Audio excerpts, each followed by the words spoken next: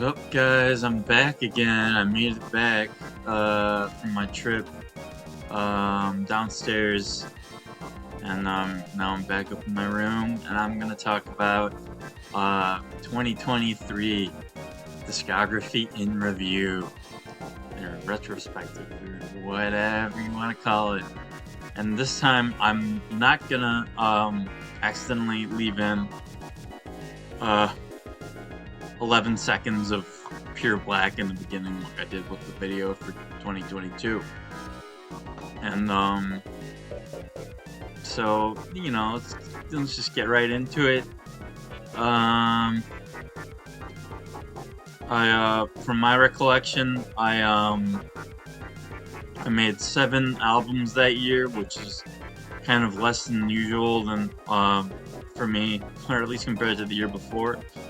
And it was Love Doesn't Work That Way came first, then Dissonance to a Clear Mind came second, and then 3 was High Sun, 4 was Horsey Tunes, 5 was I Could Live in Dope, and then Hamtaro Harmonies, and then that was 6.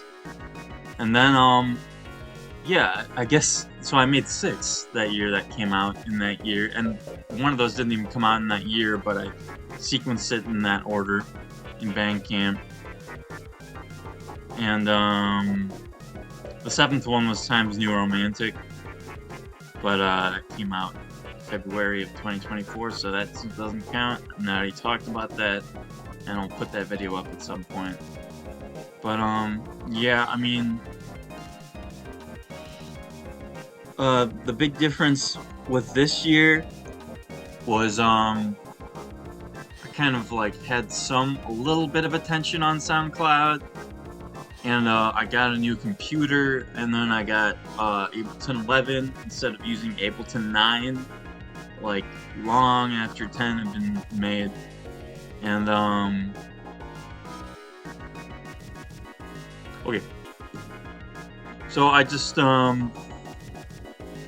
yeah, I mean, I just used Wavetable and all the Ableton built-in things and a couple external plugins, but not too many, and where I am now is I'm just not really using that many external plugins at all, and at least the most recent album, except Dext, I'm still using that, but kind of phase those out.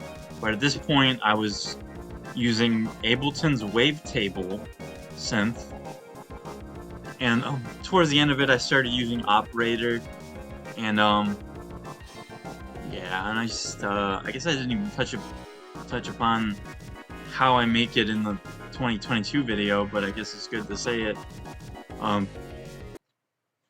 I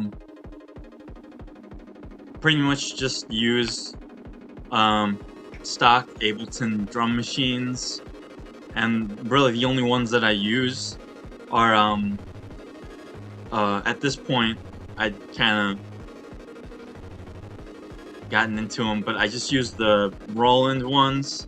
I use the CR78. I don't know if that was even originally Roland or not, and then I use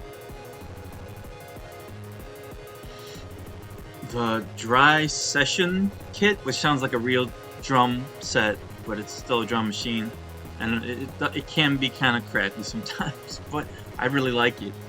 And then I use the Gen Purpose drum kit, which is like the Dry Session one.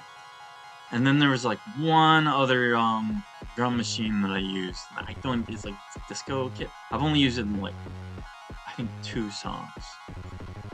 3 songs, and that one can probably fall to the wayside, and someone can probably, if someone can find out what that is. But yeah, and then I just, for a while, I was just using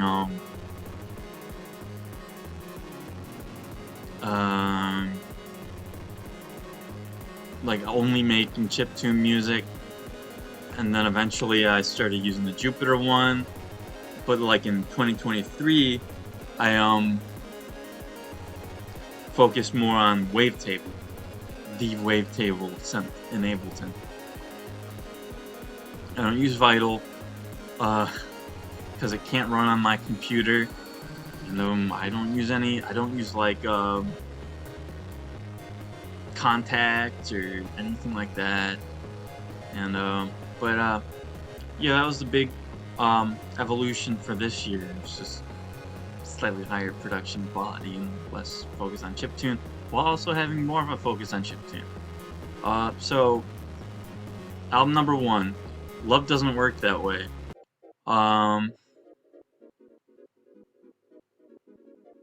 That was, so I started making that like after I got the new computer on Christmas, and the very first song, it took me like 2 days to get a handle on what I was doing, and it was like decidedly more or it was just more influenced by modern day EDM pastiches, even though I don't listen to a lick of it. So the first song was it was Acid at Smart Bar. That was the first one I did, and that was the first one that I liked that I made, and that's the earliest song. And originally it was called AC/DC at Smart Bar, and that's because Smart Bar is a Chicago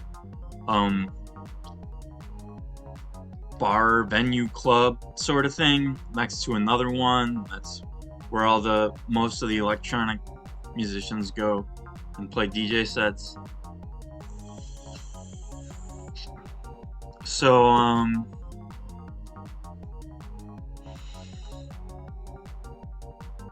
this album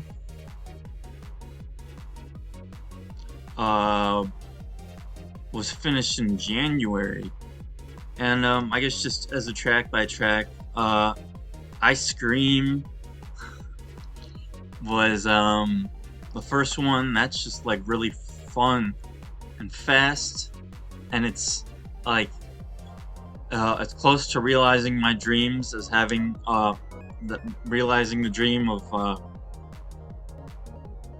just having a bunch of really cool synthesizers, and then like really engaged drumming, or having a really good drummer or something, because it wouldn't be me to do that, because I don't have a drum set. And it's the synth, like all I'd really figured out about the synth was just how to put LFO on the cutoff frequency filter thing, wavetable, to make it have that squish to it, and not make it not as flat. And that was a really fun one, and I'm glad it's the first one. And then Happy Go Lucky is probably the most popular song on there, and that was a single. I made that on New Year's Eve. I started on New Year's Eve, going into 2023, and then I finished it the next morning on New Year's Day of 2023, and that was just trying to emulate, like, I was like some sort of Yellow Magic Orchestra kind of thing, but modernized in some way and entirely digital. And just emulate like the really striking qualities of the synthesizers and like Yellow Magic Orchestra songs and some other Japanese synth stuff. And to be honest, I can't even think of anything that was like contemporary to Yellow Magic Orchestra in Japan at the time. And like obviously around the world there were a couple contemporaries, but YMO's like the only one that I really enjoy, like something like that isn't like Moog stuff. Yeah, Kraftwerk, you know, they're cool. They're very cool. but there's like a plainness to their composition style that I think that Yellow Magic Orchestra greatly improved on, and they're just very poppy and to the point, and YMO is more active, and yeah. But Happy Go Lucky was like supposed to be like something to listen to in the morning, like to pick you up a little bit, and then just kinda, like the first part is like the chorus, and then it goes into, and what I did is I made the chorus on New Year's Eve, and I was like, oh, this is gonna be really good. I really gotta make this really good, and then I made some additional other parts that kind of came in play later when I arranged the whole thing together. But then on New Year's Day, I made the remaining sections of the song, and tried to make it as different and make as many different synth sounds as I could, while still using the same basic sort of synth patches. And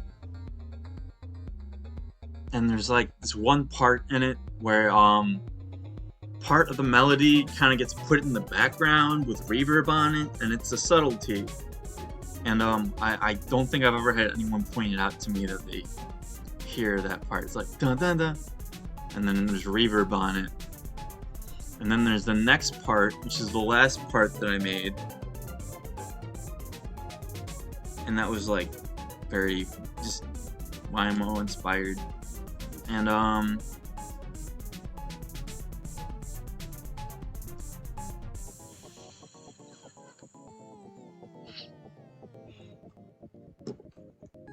and then there was the last part, which was supposed to have some feeling of anger in it,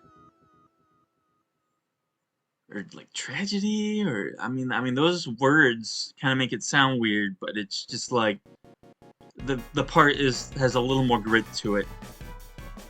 It's like coming to grips with something, frustrations in the song, and yeah. And so then in the chorus, I just varied the melody a little bit. I just looped twice, and added an ending, and that was it.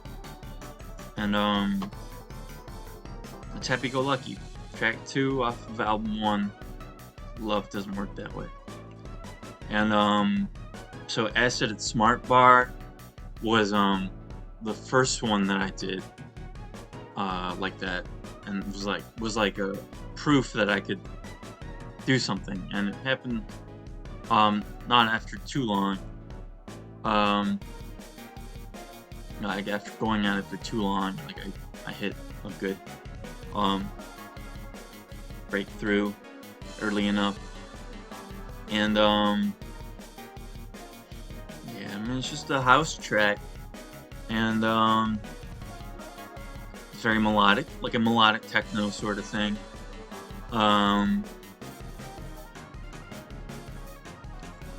And it's just a 909, and it's just got the same beat the whole time through the whole song, and it's very minimal in the rhythm. But there's the part near the start where it's like da na na na na na na na na na, and it just gets very quiet, and it's like intimate in a way, where it's just very stripped back, and it's like kind of intense in a very not intense, but it's like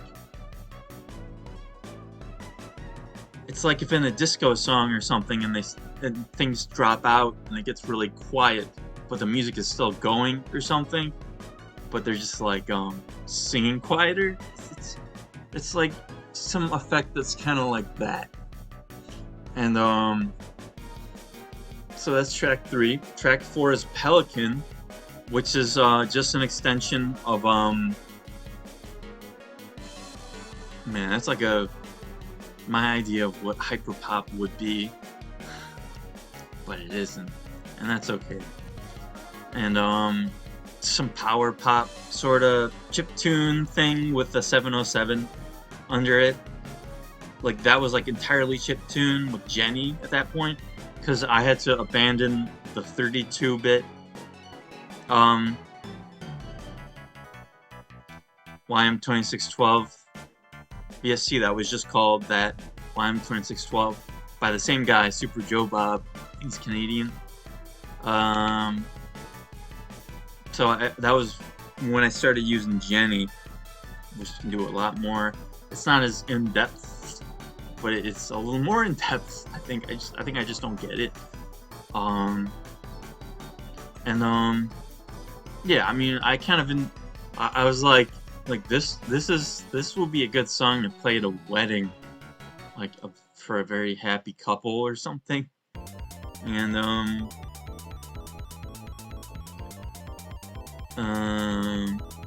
my wedding, play my own music at my own wedding. Yeah, I don't think that's gonna happen.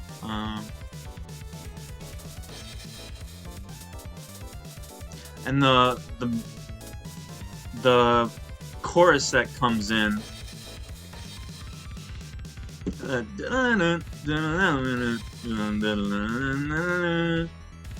that kind of thing was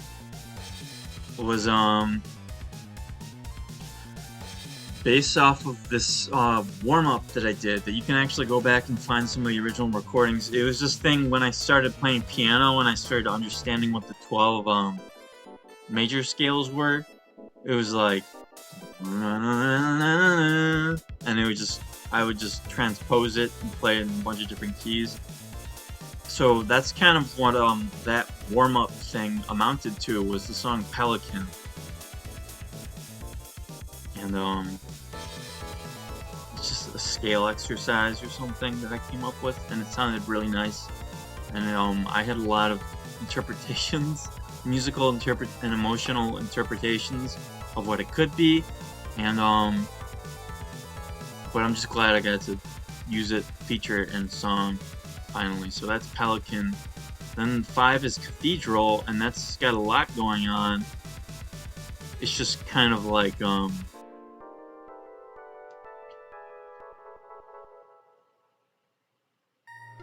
with like something with less of an emphasis on the beat. And it was the last song I did, and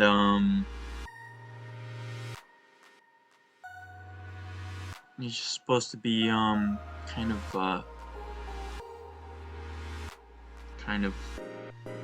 like some religious experience or something, or like a confessional kind of thing. And then the very end is a song that I haven't released yet, but it was one that I was gonna, and I hadn't, but it's in that. It's called Savage Heroism. And make what you will of that. But it's like just the melody that comes in at the end was something I wrote on the piano, and I liked. And it'll be coming out next year, or this year at this point. And then that's the end of side A. And then there's track 6 is Digital Night Clubbing, which was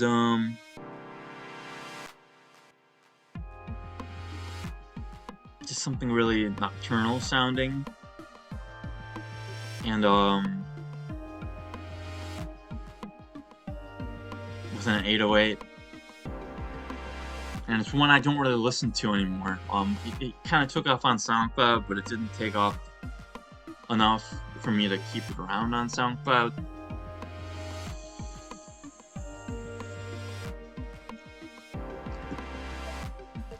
And then track 7 was Saxophone. And that was just a YM2612 track, but it was kind of based on The Great Curve by the Talking Heads, or by Talking Heads, not the Talking Heads. It's just something about Talking Heads registered in my brain as being really like kind of antsy and like funky and kind of vaguely neurotic. And I'm not a big Talking Heads head, but I do like some of their stuff. And so this was kind of a pastiche of them. And there's even like this synth solo that's supposed to be imitating Adrian Belew, his solo on the Great Curve and stuff like that, off of Remain in Light by the Talking Heads. And it's really wacky and it's cool. And then I had one of my some dude I got in touch with, I forget how, but he told me that he played saxophone and he actually has his own Euclid 1618. His name's Jacob. Yeah. He has his own saxophone ensemble, and he makes jazz music. Yeah. I haven't talked to him in like forever, but he played saxophone on that. I got him to do it. And that was something where I tried to where I developed some kind of rule for collaborating with an instrument who's playing real instruments, or just in any collaborative effort that I do, is to try and make them happy with their take. So his saxophone take is every take that he gave me, he soloed like he soloed over it like in 5 takes. So it's just everything pieced together into one. And he really liked it, and I really liked it too. So that's saxophone. That's track 7. And Passionately Paced was just some really fast, seemed to do pretty well. Just some fast things that I did really sped up. There's some square waves in that. It's very Knower influenced, and Lewis Coley. And that was pretty early on. I think I made that the same day as I made Acid at Smart Bar. And then this is starting to wrap up the album. Then Reunions was supposed to have a beat,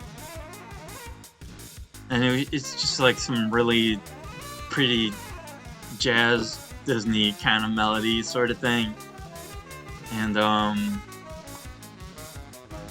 think I talked to Mio about it, and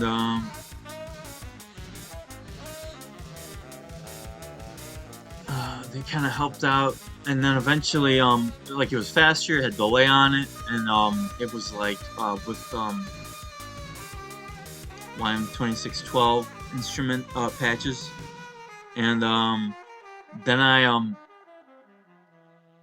took the beat out first, and then I slowed it down, and then I took all the delay off it, and I just rearranged it. And I think it's a really good track. And then Insatiable Urge to Sleep is the last track, and that was like some sort of like more developed ambient sort of song with a melody, and it has a beat in there, but it's really quiet. And yeah, that's the whole album. The art was done by Pythoner. He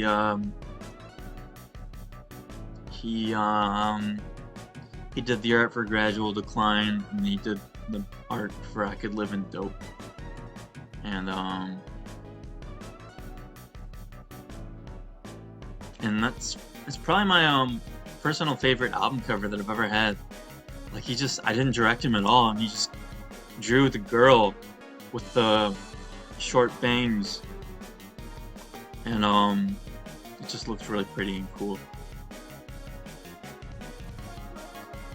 And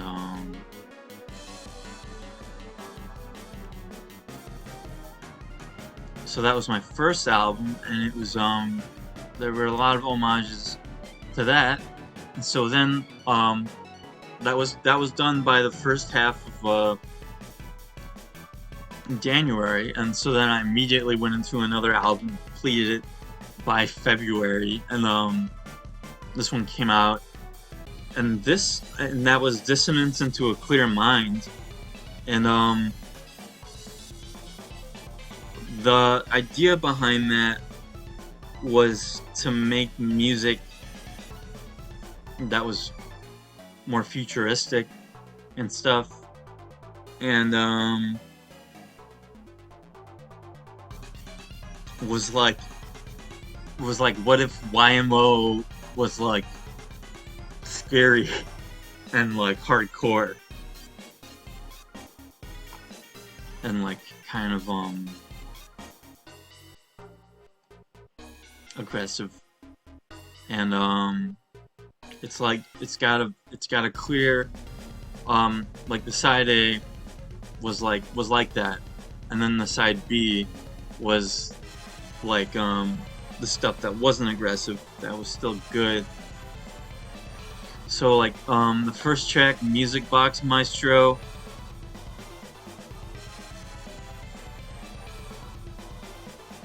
was like an interlude, and this album was like formatted like video game music would be formatted or something. Like it was just coming up with loops, short loops, and not spending too long on a song, and letting the loop play twice, and then a fade out. So Music Box Maestro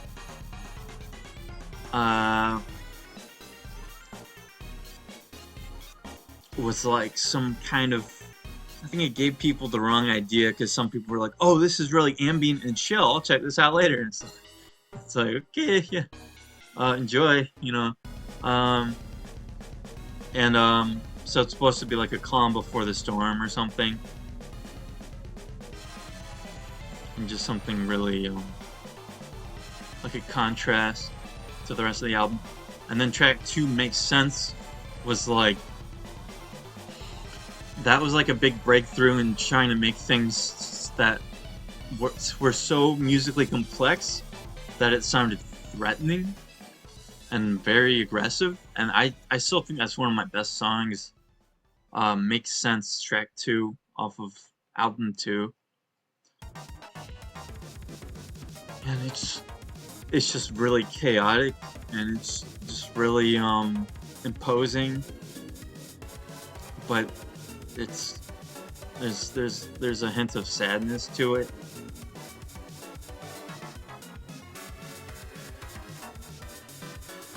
And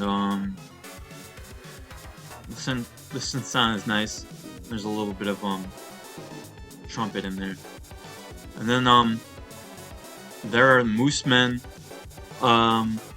was like that same sort of thing, but just with a real drum set. Sideshow Shit Show was like something that goes between that has like blast beats and is really aggressive, and is suddenly like really nice and happy. And it's the whole thing is swung, and then like the later part, there's a part in there that's like so nasty. It's like one of the most just aggressive, like at least for a while, that was like probably one of the most cathartic things that I'd made, was Sideshow Shit Show, and it was just so nasty, and it's like major chords, but down a tritone, and then there's like a part where it just kind of mellows out, and I like to think that's like feeling remorse after doing something really bad. And then the rest of the song is you doing something really bad or something. And it's just, you know, that kind of thing. Sad was like a more melodic kind of chaotic party song, kind of hardcore techno sort of thing. And then the last part is like supposed to just be like really like something like after you're coming down from a trip or something, and you just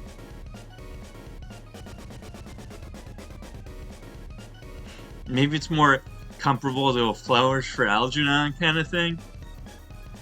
Like it's like going off on someone and then realizing at the end that you're that it wasn't wise and you're kind of an idiot and feeling really foolish for doing that. That's what the ending of Sad is like to me. It's like a lobotomy. Yeah. So there's that. Then there's Sigh Man. And then that was one that I was like, oh god, I don't think I've ever met a single person that thinks it's cool, but it's like one of those songs that I just know it's pretty cool. Like deep in my heart, I know it's a good song. And it's really good. It's just so fucking off the wall and frantic. And it makes a lot of people uncomfortable. But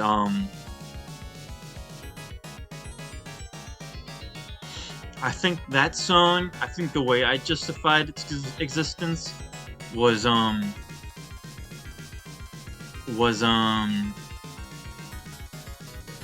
it's being so angry, but being so like physically frail that you can't do anything about it.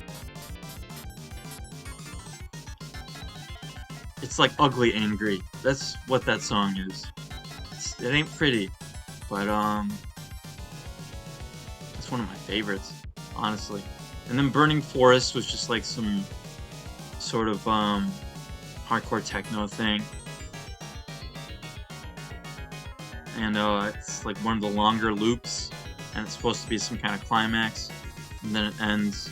And then side 2 starts, and it starts with Mocha, which was just something that was trying to be like the Miles Davis song Moja that's on Dark Magus, the live album. Like the dun dun dun dun dun dun dun dun dun dun, where the thing that he's playing on the trumpet, it's that song. So it's got a lot of wah, and the song is very different, and you probably wouldn't guess that if you even know what the hell I'm talking about. But that's what that song is, and it's just an interlude. And then there's Two as Company, which is a love song of sorts. It's just got this quality. Like I was just, the way it came out was I wrote the chord progression. It was all fast. It was gonna be like some house thing, but it wasn't sounding good. So I slowed it down and made it a lot chiller and gentler. And that was a single. And that's the reason the art for the album is what it is. Because like it would fit that song coming on. And it's just like being out in nature with somebody else. And someone that you have feelings for or something, just having some like going on a park date or whatever the hell, I don't know. And it's based on, it's pretty explicitly based on like a past relationship and just the experiences, and just something about a blue sky in the grass. So that's Two as Company. Then there's Four in the Sky, which is like supposed to just be like a house thing, kind of like with ridiculous chords. Like those chords are just ridiculous in that song. It's just so hard to understand what's even going on harmonically. but it's just a nice melody, and there's nice bends, and it was like going for something housey while simultaneously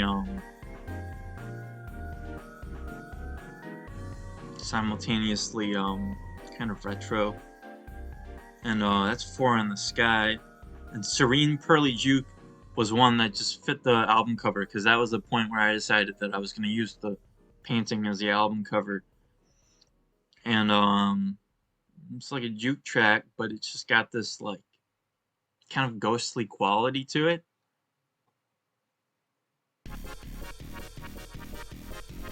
And it's kind of classically beautiful for a juke song. Not that, and I know, I don't know. you know what I mean. And then there's Loaded, which is actually a holdover from Love Doesn't Work That Way. And like it was like in the first 2 weeks of me having Ableton 11, and it's just something really chill and cool sounding. And it's got cool. It's a Genesis track, and it's got cool sounding instruments and just laid back, and came out well. And then genre colon space romanticism is that was the first song I did, and I was just trying to go for some Red Book audio kind of thing and continue that sort of thing. Some kind of pretty synthesizer music, and it was just like an exercise pretty much. And then Threnody for the Cute Man, that's the last track, and that was an attempt at something like if you've ever played Mega Man Network Transmission, or if you're aware of the soundtrack, it's supposed to be like carnival music, and that's heavily based on like it's lots of Japanese video game music that's like fit for carnival, and it's like really really wholesome and stuff. And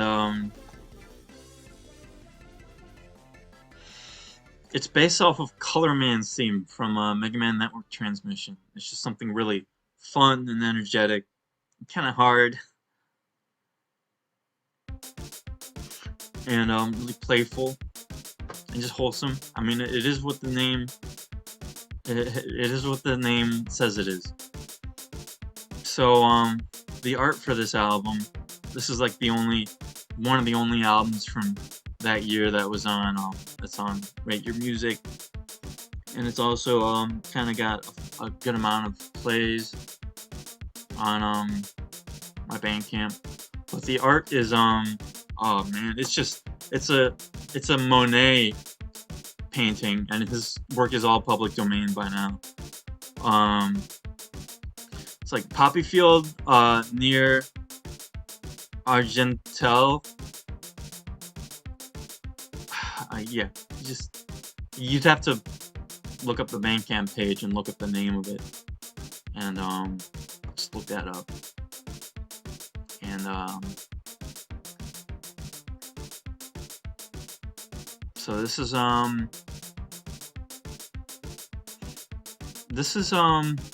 that's album number 2, and there's a lot more to say because this was in a lot more recent memory, and I think it's still pretty good stuff. And this is probably where the like stylistically and like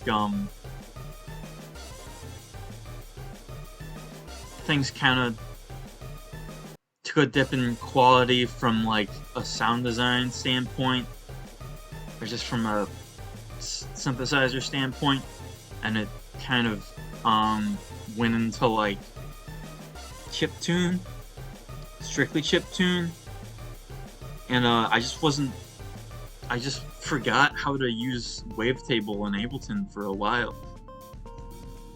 Not too long, but so those are all just made in January 2023.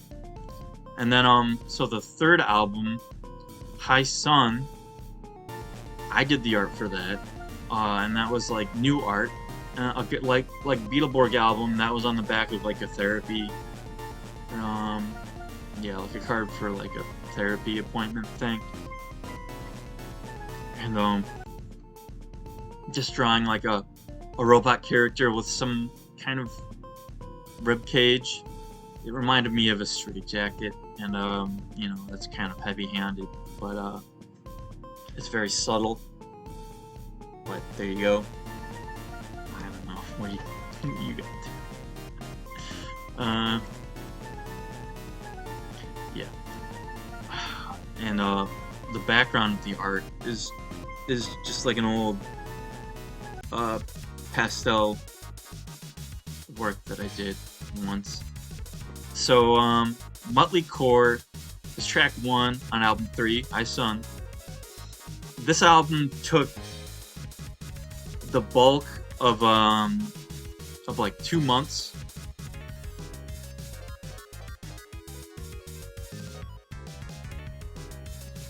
And it's like consistently a lot more chiptune based.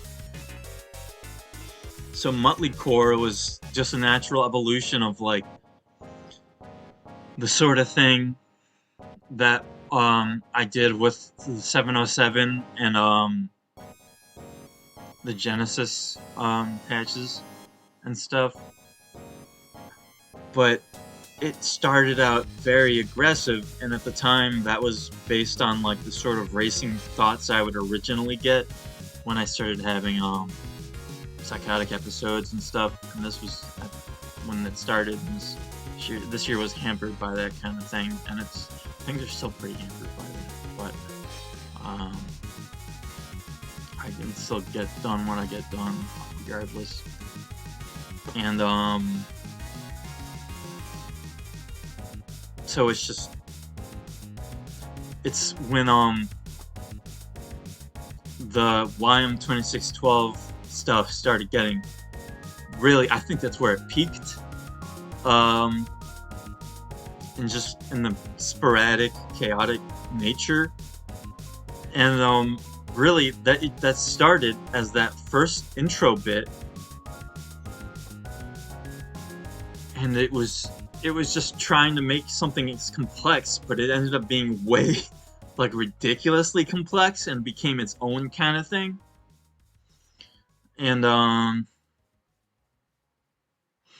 but I wrote a melody over it with a square wave, and then the rest of the song is just building off of that melody, and it's just making it kind of more palatable and making it nice and kind of victorious or something.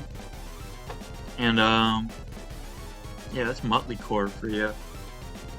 2 Spring Mornings was just it's something in a series of songs that I never completed, and because there's Autumn Mornings, which I did like only a month or 2 before I made this song, so I did Spring Mornings, and I've never done anything else for those. I don't know if I have to. But Spring Mornings was just something with wavetable, and it's a waltz, and it's just really classically beautiful. And Looking Forward is something in 5, and it's mellow, and it's with wavetable too. But after this point, I kind of fell off with using wavetable synthesizers and stuff. Soy is a short interlude that's beatless. And this is kind of like a punkier leg, or like a more hardcore leg. So then there's The Bad Thing, which is just trying to make hardcore with the Sega Genesis sounds. Then Your Friends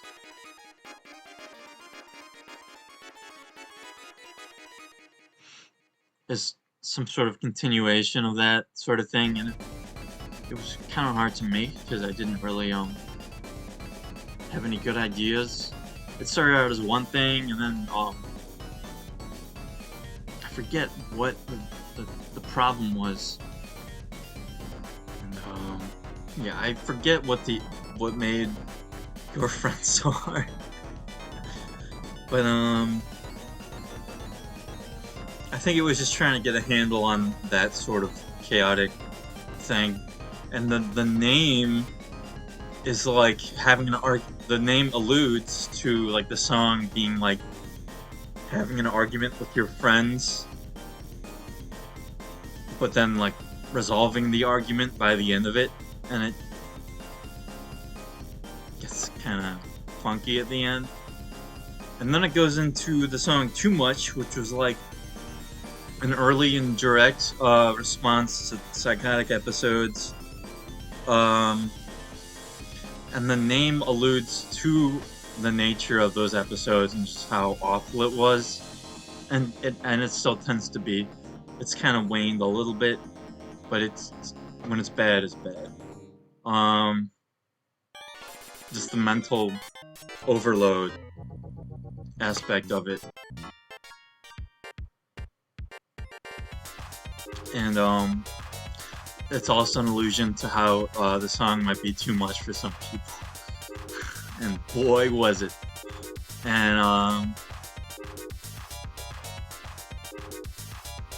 yeah, that was just like doing what I did at the start of Motley Core, and then like cranking it up to 11, and just making something really chaotic and uncomfortable, with a little bit of a release at the end.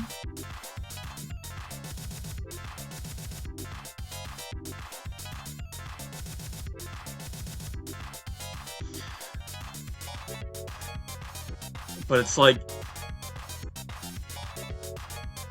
it's a song about schizophrenia from an actual schizophrenic person, about what it's like and the experience is like, and I think that should probably be held valuably. But you know, some people just think it's too weird, and whatever. And so then after that, like at the end of that leg, there's Detroit Intermezzo, which was trying to make something really calm with the YM stuff, and it's really nice. A lot of people really seem to like that one, and it kind of has to come after how scary the track before it is.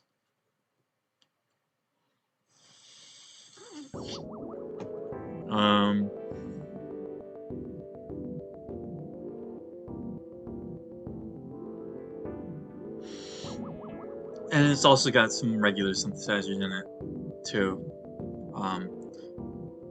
because at this point I'd gotten J-Bridge by Joao, I think his name is Joao. Is his name? I don't know his last name. Actually, the guy, if you know what J-Bridge is, it's just a plugin bridger, and it converts 32-bit plugins, and it saved my life. It really saved my life, that program. But J-Bridge, and I think it's like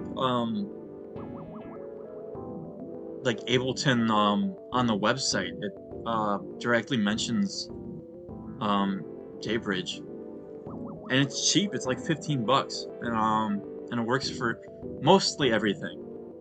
And I actually had like a email conversation with Joao,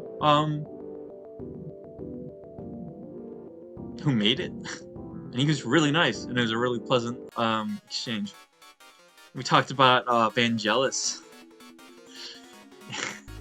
Forget what else happened, but yeah, J-Bridge is a really important program to me, because that's what I'm gonna go ahead and make the leap and say I wouldn't be able to make the music I do if I didn't have that program.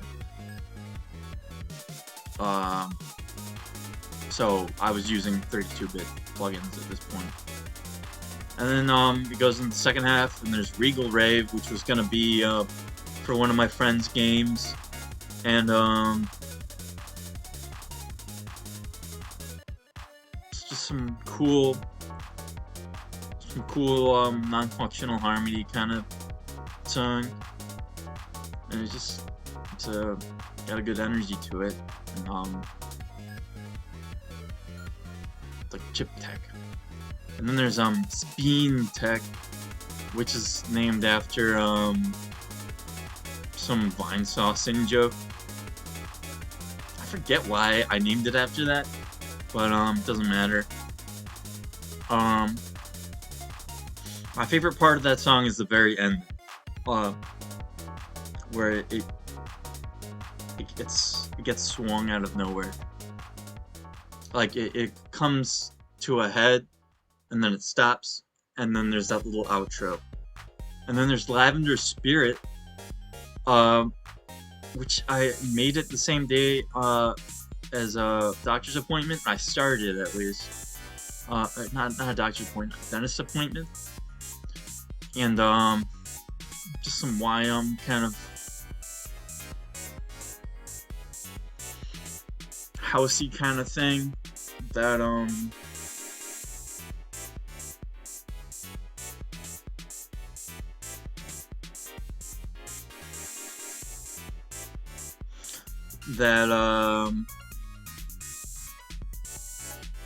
it like is kind of quiet, and then it'll have a loud section for a few bars, and I don't even remember what it sounds like. I haven't listened to it. And then there's the seminal the music that plays inside Jon Stewart's brain, but I wasn't really educated on what he was, what his name was, and I gave him the wrong John, so I made that I made it two separate songs where it's spelled wrong and then it's spelled right, and then in the one that I spelled right, I did that the next year, and that has like samples of them talking and stuff, and it just kicks the album off. And but this one was like one of the first things I did using this download that Jake Silverman hit me to, of a bunch of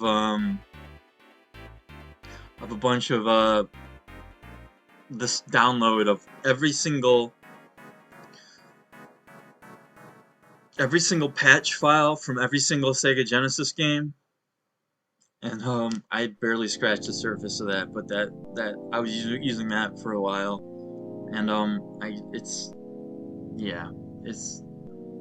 used I tried to do something like Inga Razin from Streets of Rage 3, but not so much like that. I just tried to use the patches. And then Electric Graces was actually a rare example of a song that it's supposed to just be kind of emotional or something, kind of sad, and I started it, and then I made it during a psychotic episode, an early one that wasn't even so bad, but I didn't like that song that much, so that kind of put me off of writing music during psychotic episodes. And since then I've done that. I don't love to do it, and I've been able to do some stuff like that, like a song in the next year that I did with Mio, Sorry Doesn't Cut It. That started as something I did during a psychotic episode, and then I fleshed it out later. But yeah, we did that for Wintership, whatever year it was, or whatever iteration of it was, but it was like Wintership 2024 on Lot B, and but that's like that's the next year. But it turned out kind of okay, and it's just a pain in the ass, and it's whatever.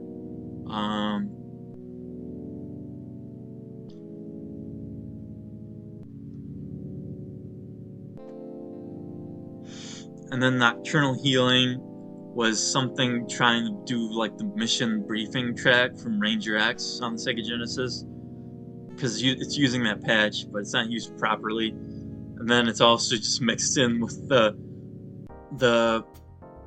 lead from the intro to Streets of Rage.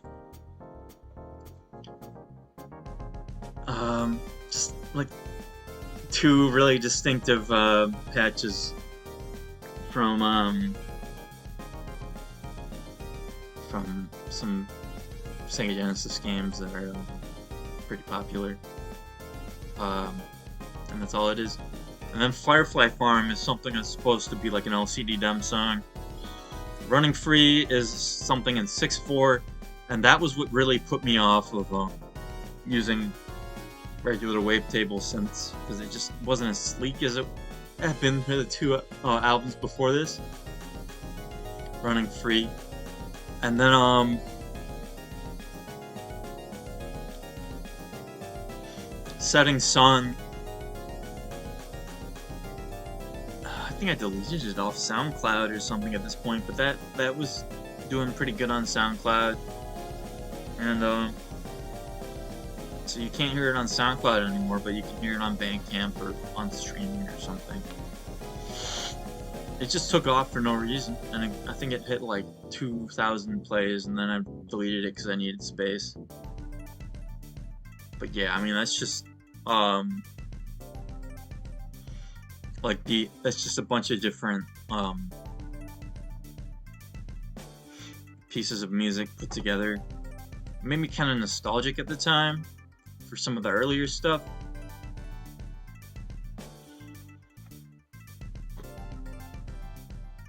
And that I'd made for some weird reason. I think the non-functional part. It starts off and it's just like a 3-6-2-5 thing, but just really elaborate. So harmonically it's pretty simple. It's just 2 keys. But it's when I started learning more about scale degrees and stuff for real, besides the 2, the 5, and the 1. And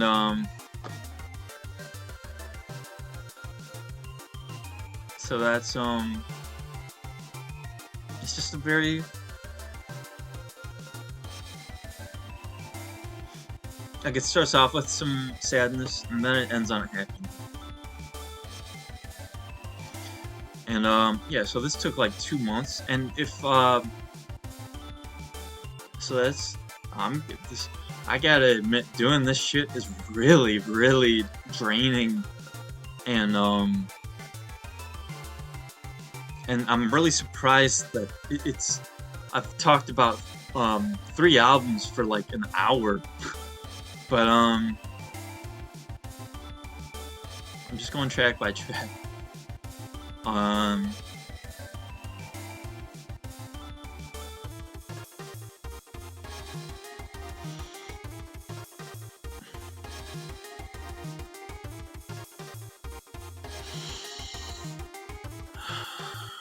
This is a pretty popular album. On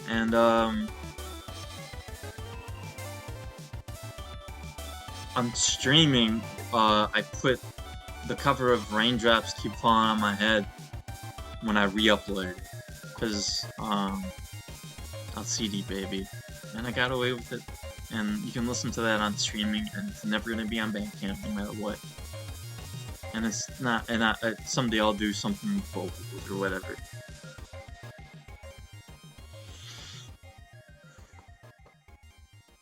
So, that's the end of the video, guys. See you later. Just kidding. Just fucking with you guys. It's not over yet. I still got 3 albums to talk about. And my shirt came undone mysteriously. And it just popped like that. It was almost like it was in a blink of an eye or something. And so this is when I debuted on Lilypad. This next album was Horsey Tunes, and this was when I kind of had to make some life decisions and quit drinking, and I was dealing with a lot of heavy psychotic episodes and stuff, and I thought like my life was gonna be ruined forever, but it's slowly getting better, and I don't know what's gonna happen.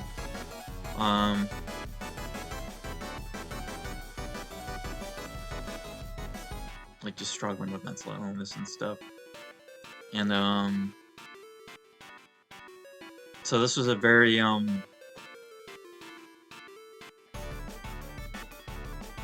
originally I wasn't able to get anything done for like a whole week, and this was at the very start of April, and I made a couple of songs,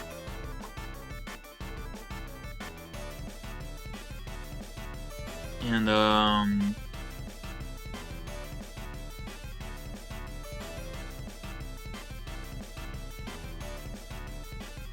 then I kind of didn't follow through with those ideas for the album, and then I just tried to and then I made I think it was like a couple other songs, and that kind of shaped it, and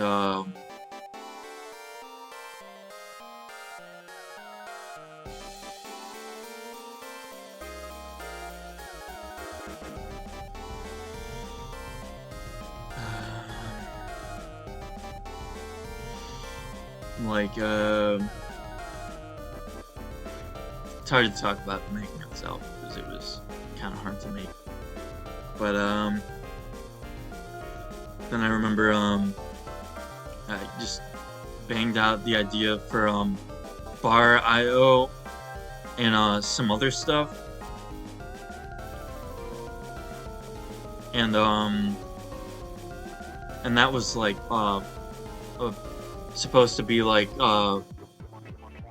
some super sweet kind of song, like a song from Mega Man Network Transmission and stuff.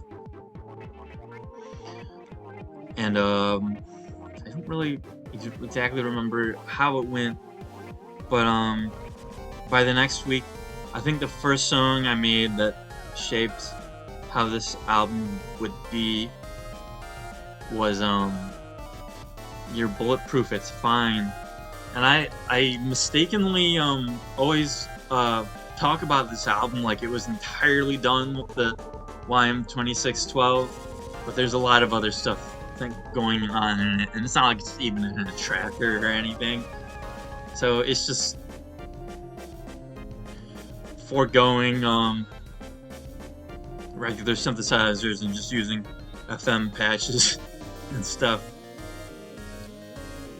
And so your Bulletproof, It's Fine came about, and then that's when I decided to make it all YM2612 and FM. So then like Starlight Polka came about, and it took me a while to finish that, but then like Phantom Feeling, your Bulletproof, It's Fine to begin with is just something classically beautiful.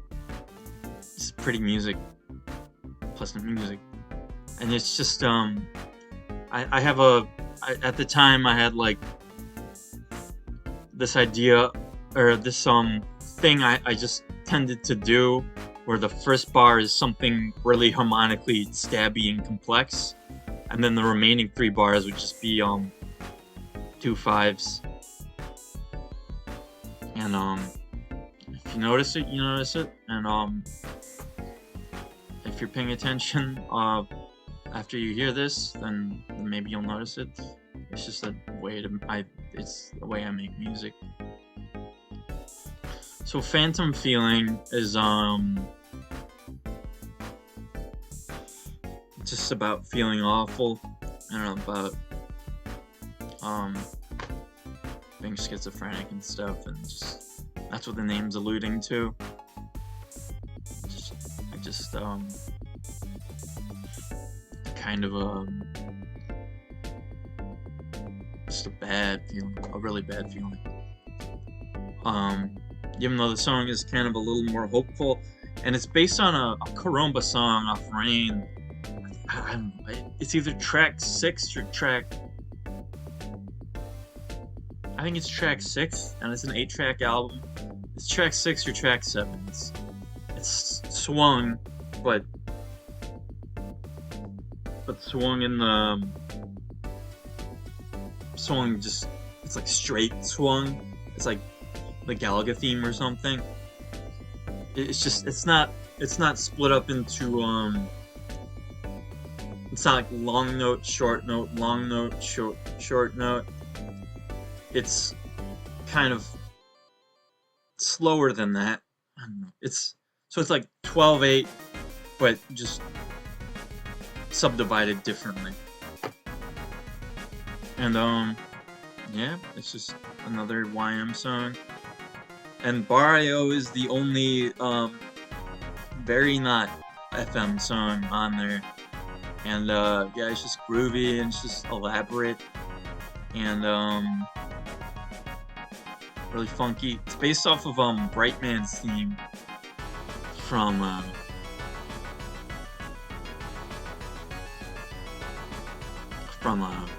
Network Transmission. And that's one of my favorites from that game because it's so tight. And the name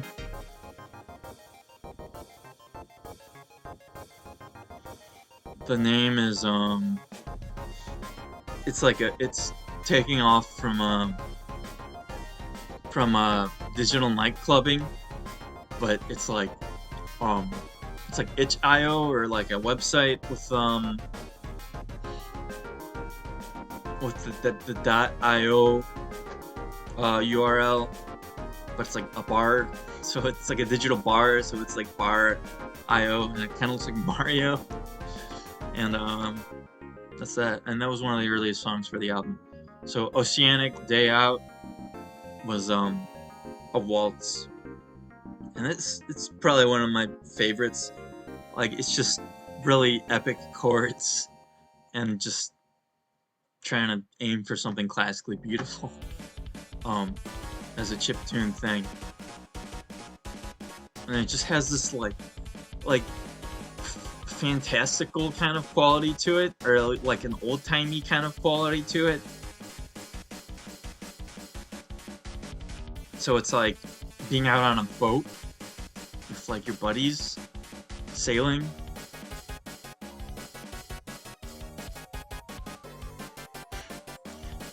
Like in some kind of like, I think like maybe like 19th century instead of like, so like early, no, not 19th century, 20th century. So it's like going out on a boat in the morning with your friends and sailing in the early 20th century or something. And then by the end of it, it's like nighttime. That's kind of what, in an impressionistic way, what that song is kind of like. And Horseback Song is why the album is called Horsey Tunes, because I was talking about it, because my friend's wife likes horses, and so I just told her I made a song called Horseback Song. And I don't know, but things, one thing led to another, and I made a joke that I would call the album Horsey Tunes to my friend, and so I decided to follow through with it. It's a funny name. And it's just very, it's fast, but it's got this like kind of soft quality to it.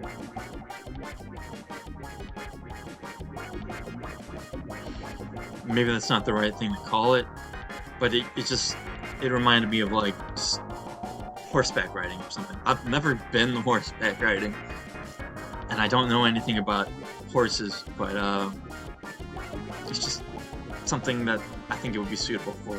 And then I really like the melody that comes in towards the end. It's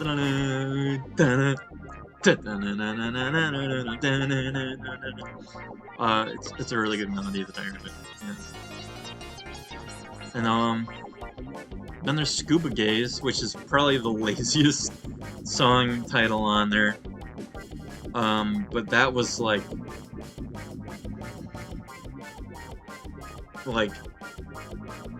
Yamaha patches, but with some LFO filter effects on it, on like the 4-note pulse. So it's just really, it's a really cute song. I think it's like probably my cutest song. I don't know if I've made anything else that's cuter than that, and I don't have to. Probably not.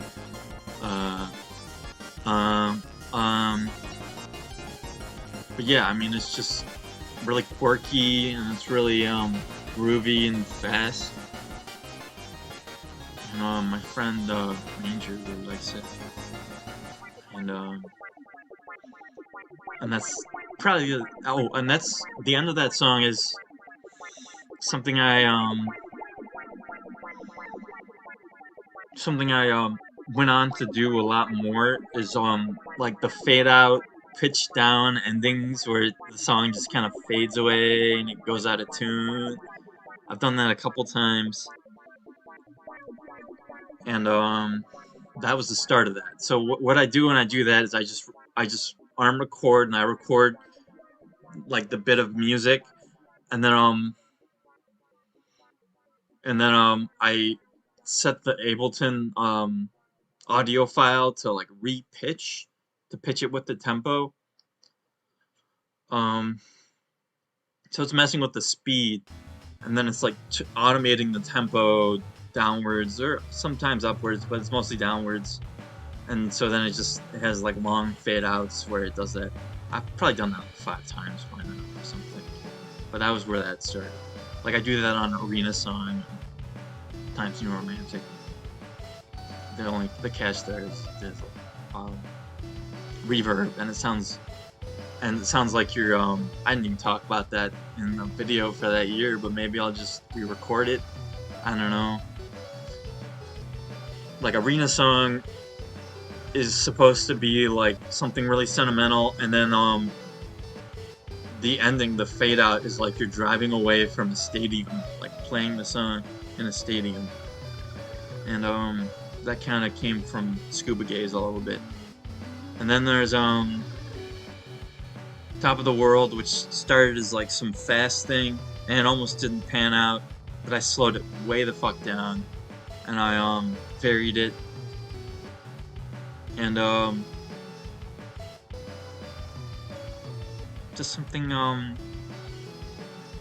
with some peace of mind to it, maybe accomplishment.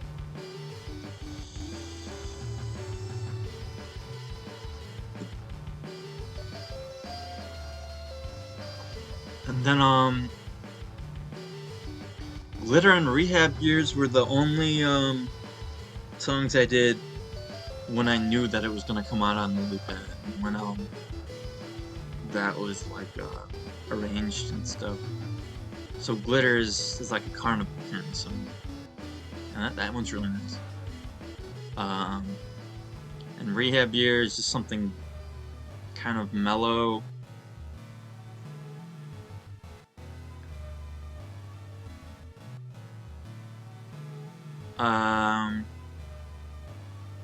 Mellow to like give you a break before it gets into the rest of the album, which is pretty fast. And Starlight Polka is just something with the Sega Genesis chimey organ, kind of tubular bell, but not really the DX7 tubular bell patch. It's like the Starlight Zone lead thing patch. And I really liked that sound for a long time, and I still use it sometimes because it's just really pretty. So I just tried to kind of own it, I guess. I don't know. If like no one else was gonna use it and anything, I would just use it a lot. And so that's what this is. And usually those songs have the name Starlight and then something. So this one's Starlight Polka. It's also very trance influenced, and it's like dance pop, and like it's like the Six Flags song. It's really good. My mom thought it was really goofy too. It was like, and like told me that it was like a song that plays when you're like showing the people the things, and it's like, yeah, you're my things, and this is my other thing, and you gotta see this thing, and it just it was one my mom liked, and it's really good. So it's a really feel good song. And then there's Ombre and Hope Inspiration, which is like kind of has a realistic drum kit, and it's full of square waves and stuff, and it's just very classically beautiful. And then it turns into like a disco kind of thing, and then it's a good one. And then there's Plantly, which I thought would be like probably one of the best songs I'd ever written, because it's just so like it's an accomplishment stylistically with just what I was trying to do in like euphoric, transcendental experiences that are just really good vibes and stuff. It's a really beautiful song, Plant Lady. And I was the last track on it, and I kind of feel like I should redo it and take out the chimey bits, but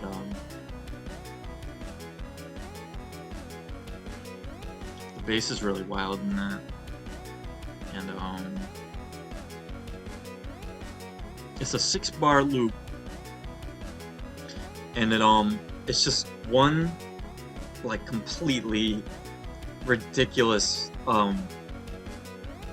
really complex chord progression, and then it's just that it's like a 2-bar phrase, and then it's looped, and that's down a whole step.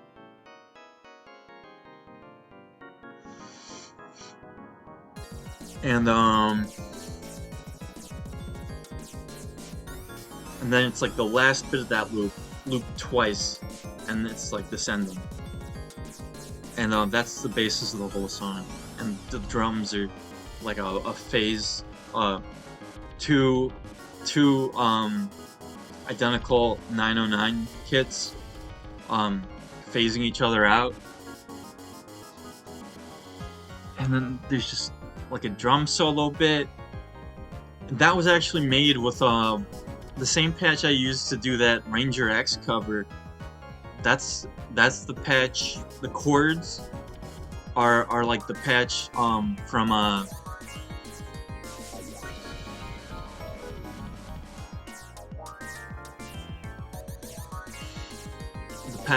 Ranger X from the first boss theme, which is like one of my favorite songs ever, and it's been that way since I was a kid. So I covered it, and I used the authentic patch for the lead. It's the lead instrument in that song. So like the theme when you fight the giant mecha thing in the city, and it's like fiery in the background, and then the theme that plays when you fight in that long tunnel way, like there's the jump scare rickety robot that comes out and has the eye. God, that's such a hard game. But yeah, the boss for the first 2 stages, that's what the patch for the chords is from. And I guess I didn't really talk much about sound fonts, but that shit's kind of bores me anyway. until until it really matters, I guess. I don't know.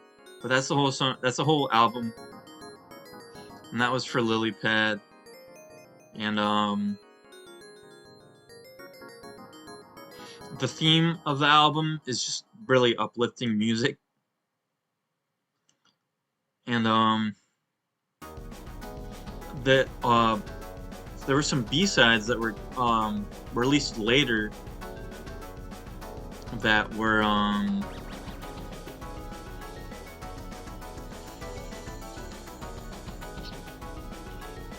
gonna add up to like a more depressive leg to the album, and then it would come out of it, but I cut all that and I just made it like really wholesome, really good vibes and stuff.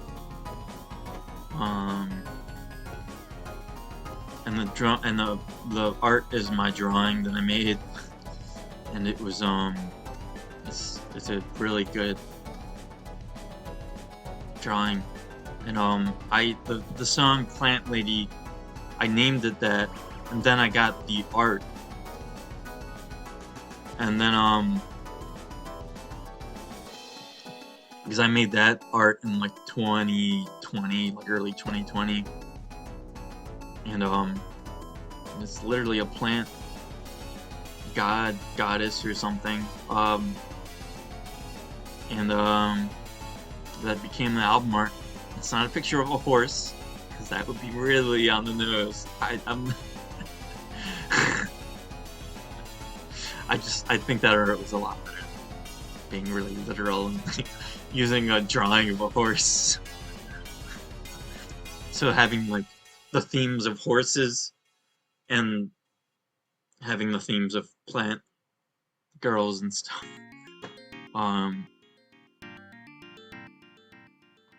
And yeah, so that came out May 12th, and that was my label debut. And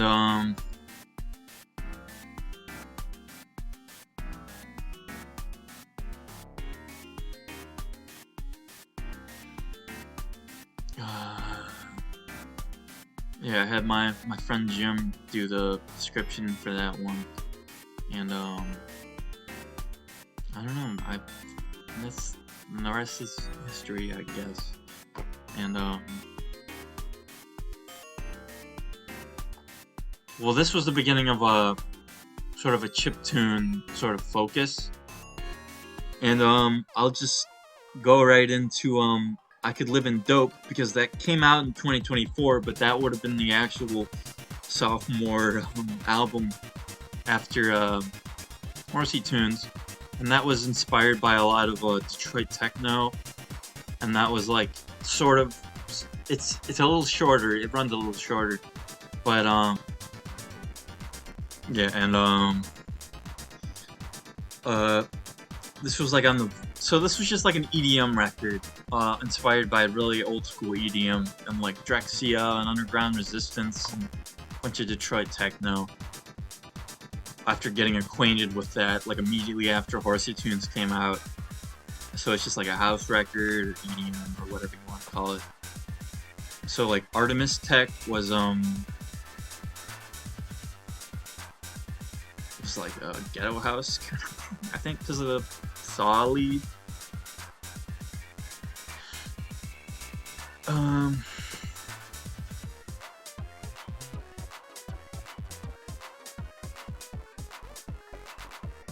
It's like kind of hard style, because it's still showing the goofy kind of swinging.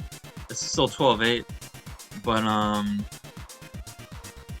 it's I think a lot of hard style music, jump style is kind of like that, except this has more of like a sci-fi space slant.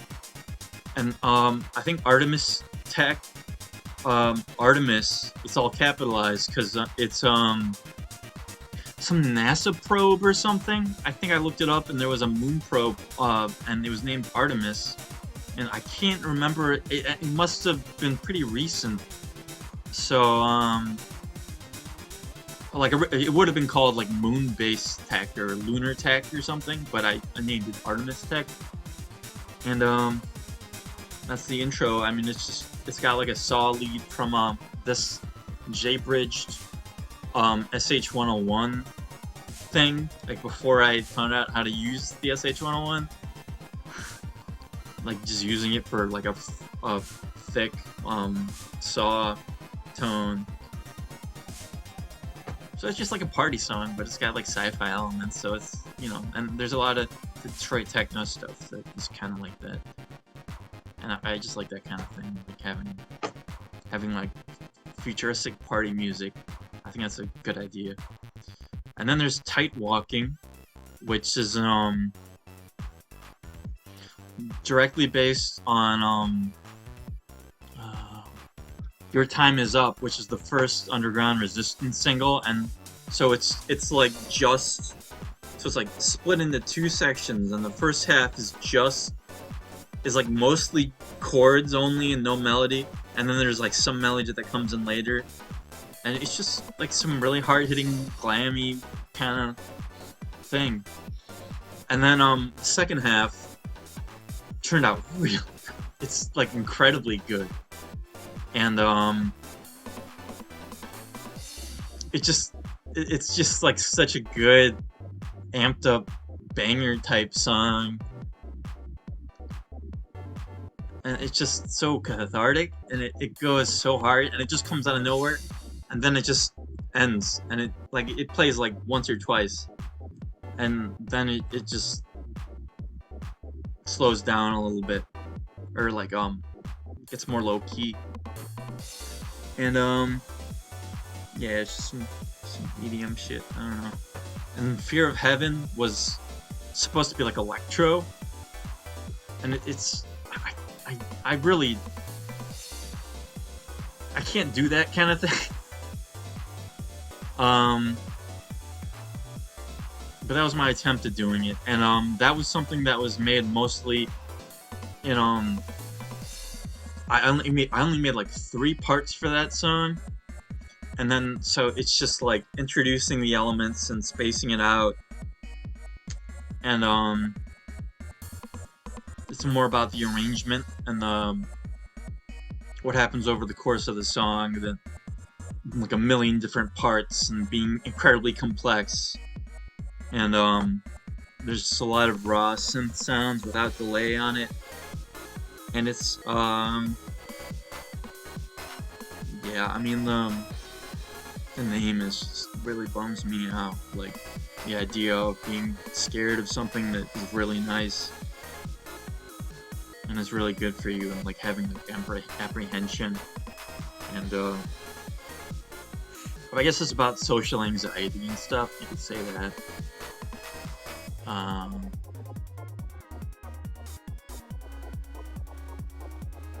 And then there's a fake out part in it, and it's really wild. Yeah, I mean that song did a little better than some of the other songs, but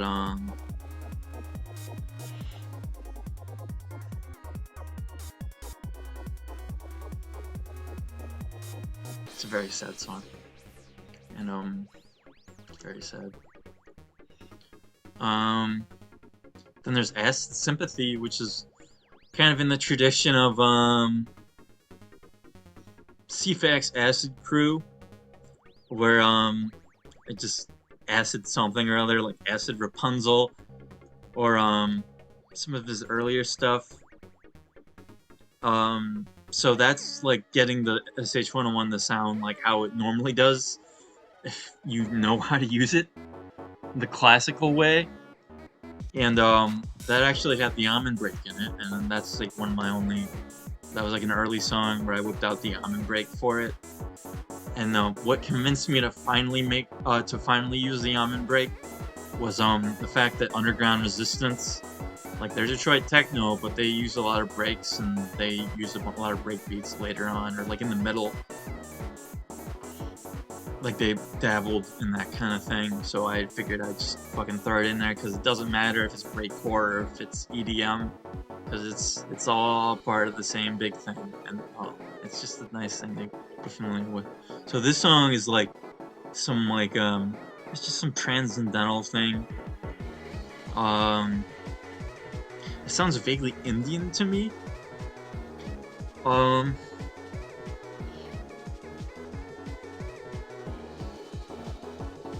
like the melody of it, which is I have this weird thing where a song, sometimes a song sounds like a certain like world culture's music. Um, and the one I particularly end up accidentally making is like Australian music. And I've talked to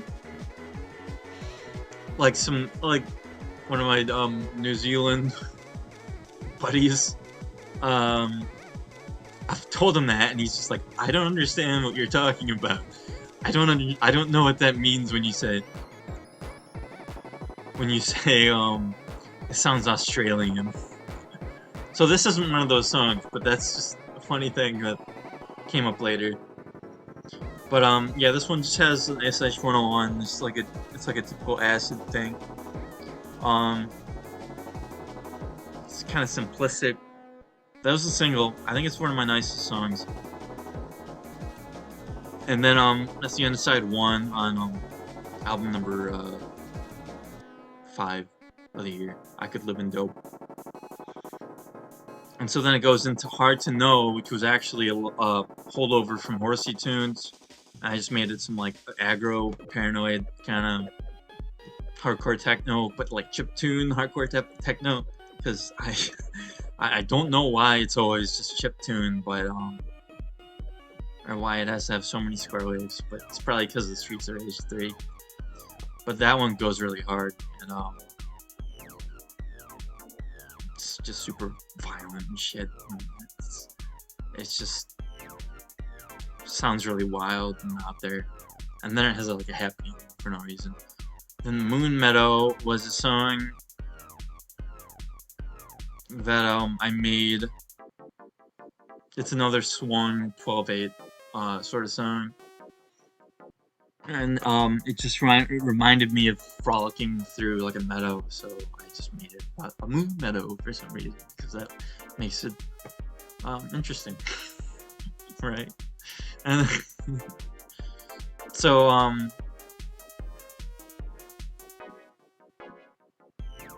that's like one of the 2 chiptune songs on the album. And it sounded like a song by the band XTC. Not a particular song, but it just... Well, it did... yeah, a particular song. It sounds like King for a Day by XTC. So, that's what I did. And I just added a bunch of parts to it. And it just goes so many places, and I put a lot of effort into that song. But I don't think about it much. Moon Meadow, track 6. And, then Celeste Cyber is another holdover from Horsey tunes, because it so would have not fit that, because this is so like epic and monolithic. I don't know if that gets the idea across, but monolithic and like it just sounds really grandiose, and then it's longer, and it's kind of it's just it's got a lot of FM patches, but it was just really inspired by like what EDM is usually. Because I don't listen to mainstream EDM, but I'm assuming it's kind of related to trance in some way. So yeah, that's just some electronic dance music for you. With a lot of different parts. And then Goof Troop is the last song on the album. And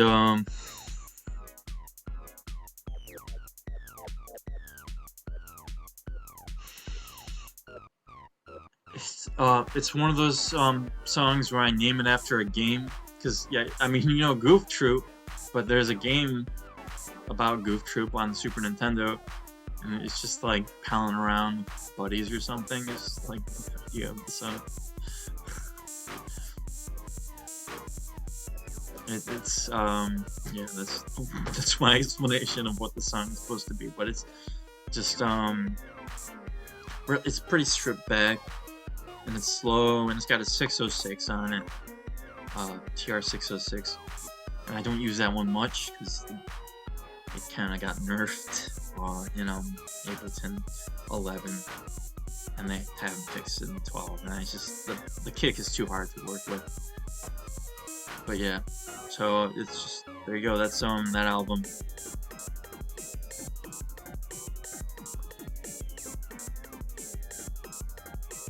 And I put it out in 2024, and Pythoner did the art, and he worked on it for a long time, and that's what kind of held it back for so long. And then I was trying to look for labels to put it out on, and it just never materialized, and I was sitting on it for too long, so I just put it out. And that's I Could Live in Dope. And the name I Could Live in Dope is based on the album by Low called I Could Live in Hope, and that's a good album. It's like a minimal rock album. So I Could Live in Dope. I came up with that because it fit, and fit what I was going for.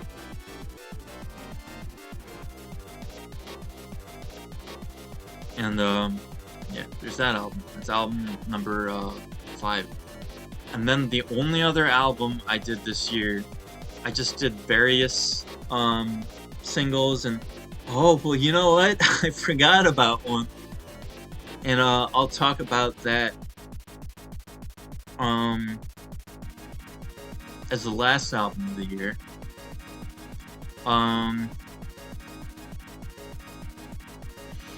But the next album, there was a couple months of just dealing with the psychosis and stuff, and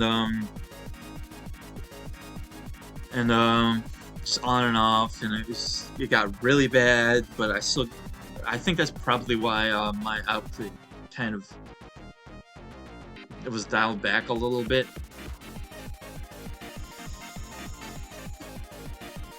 But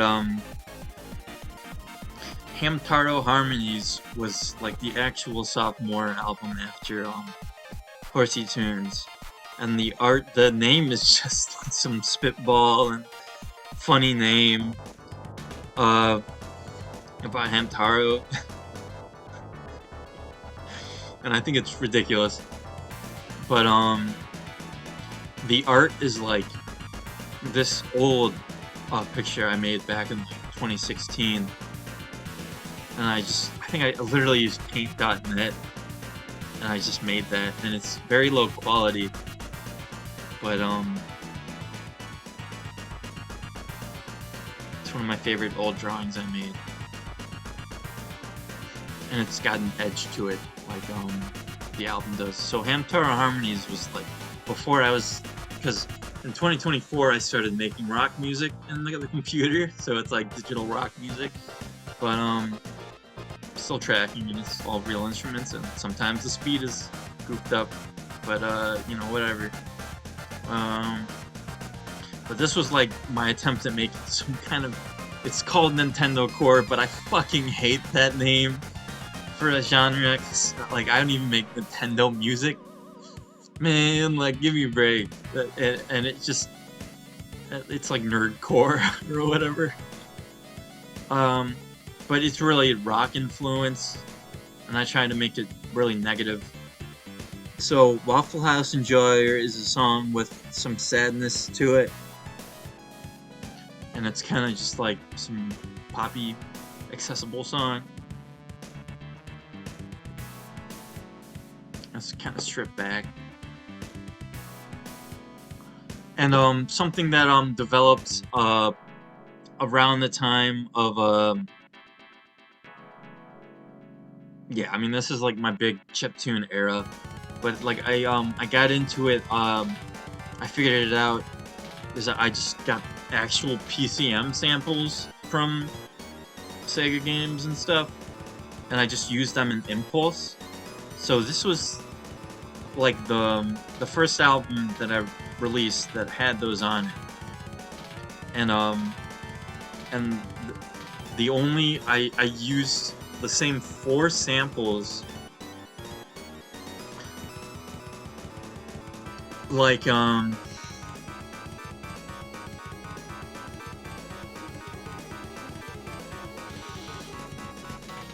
for a long time. It felt like a long time. Whenever I did chiptune, and it just made it slightly more authentic. I mean, I'm never really going for authenticity when I do the chiptune because it's just way too hard, too difficult. I think it's archaic, and but there's people who professionally make that kind of thing, make it a reality, and that's really commendable and stuff. But I'm just a lot more in love with electronic music than I like electronic dance music and synthesizers than I am chiptune. But I mean, I made this album, and it's this was where I realized how it's actually possible to make music like Gunstar Heroes and like that Mario Hanzawa, the things that he made, and I think I mentioned him as an influence once, and then people connected with like staff search started being like, oh dude, that's such a cool influence. He's got a really cool body of work. And I checked out a lot of his stuff, and I'm still uh getting used to it. Or well, getting to know it a little better. Mainly the Sega Genesis things he did, but like with Treasure. And then he did Stretch Panic, but that's one I don't really go back to. Oh, Mischief Makers is really good though. That's a great soundtrack. But it's a great game. It's adorable. And but yeah, like I was saying, Waffle House Enjoyer is something like a calm before the storm sort of thing. It's a single, and the core of the problem is the surface is because this was I really wanted to make like an electronic rock kind of album, and I think Bullfrog was like the first song that I did that on. And so then the core of the problem is the surface is just like some kind of ironic statement that's what the name is, but it's just something really frantic and intense, but with a layer of video gaminess to make it kind of palatable, which I would later get rid of, but you know, it's okay.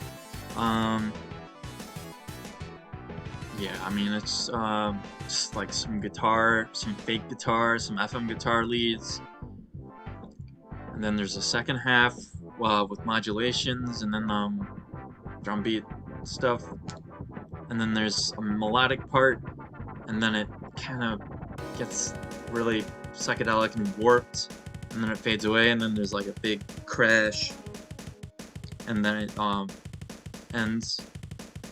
And this album, Hamtaro Harmonies, album number 6, was made to be gapless, like made for gapless playback, and every song just plays into one another, and there's no pauses or anything. Kind of like Have a Nice Life. No, Have a Nice Life. Hey Man, Nice Pass. Yeah, I don't even listen to Have a Nice Life, so I like him, but I don't like him that much.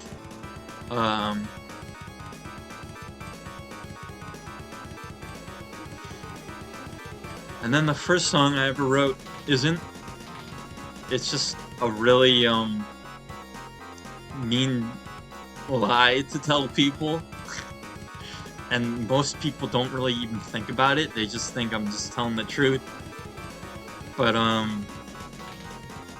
just thought it would be funny to name something that is new and say it's like the first song I ever wrote.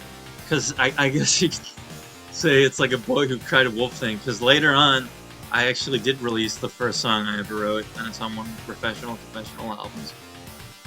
And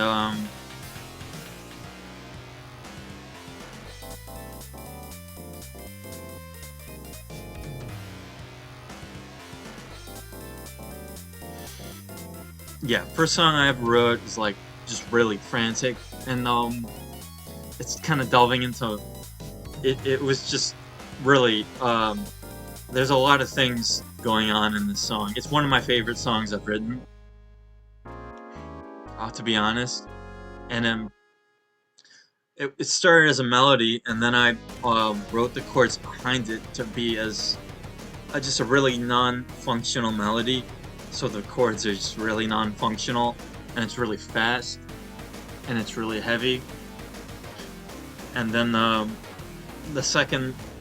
beat part has like comically unrealistic and hard to play drums.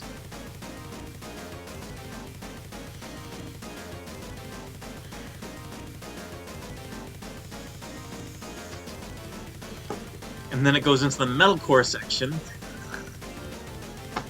which is based on like Coalesce or just some beatdown bullshit, hardcore metalcore sort of thing. And then it goes into my favorite part of the album, where it's like this beatdown thing, and then it just cuts between this this jazz thing that's really happy and upbeat. And then it's like a fucking Mr. Bungle song or something. And a lot of people hate them, but a lot of people love them, and I'm one of the people that love them.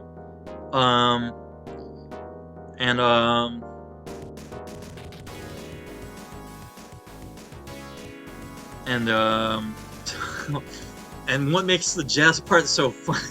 It's really funny to dance to.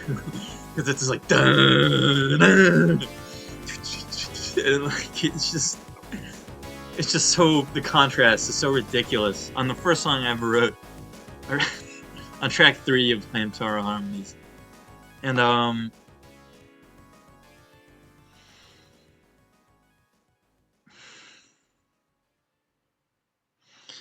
yeah, I mean it's just, and what makes it so funny is that it's like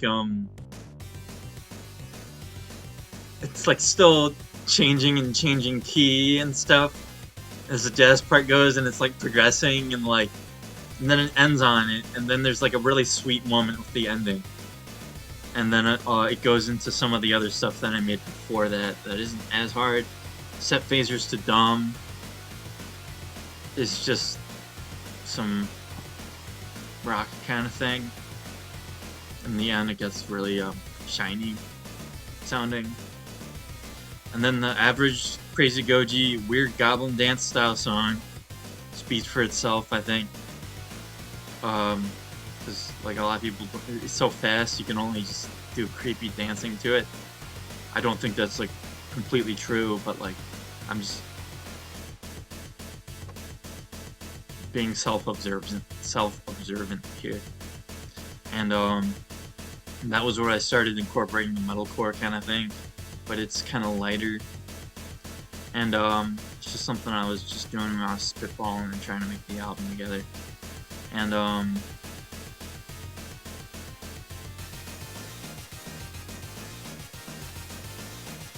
Confused, well-known British composer, is one of my favorites, and it's a reference to David Wise, and like how he'd be like, "What the fuck is this?" to like one of these songs. I hope not. But like, where's this garbage? And so it's got a really heavy part, and then it's got a really gleeful part, and then it's got like a halftime part, and then I quote the lick in it, and then that's that song. And then track 7, Fast Acting Quick Relief, is in 5/4, and that's like a chiptune pastiche of like a Drive Like Jehu kind of thing, which they're I love that. I love those guys, and rest in peace Rick Froberg. And it's like Here Come the Rome Clouds, and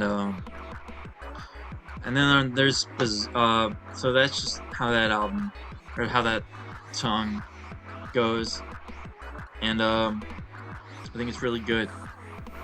And I've gone on to do like songs that actually sound like Drive Like Jehu with actual guitar, not with a real band, but with actual guitar and vocals, and you know, I like it.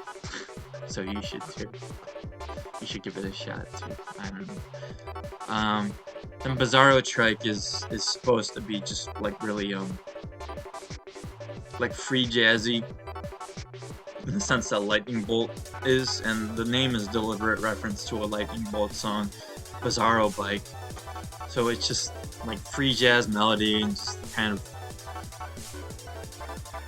outburst sort of music I got really into in high school. And then Swimming with Dolphins is just a song I made for Kippy's thing, but it's really pretty, and it's really aquatic, and it's like, I think people, I think I named it A Good Thing, because people caught on. It's like dolphins swim pretty fast, so it would be, it's like, the name is such a, like, it sounds kind of like a nice pleasant thing, but like the music is so serious and like intensive, so it's like you're trying to keep up with dolphins, and it's like currents underwater, and it's going really fast, and it's really intense. But it's just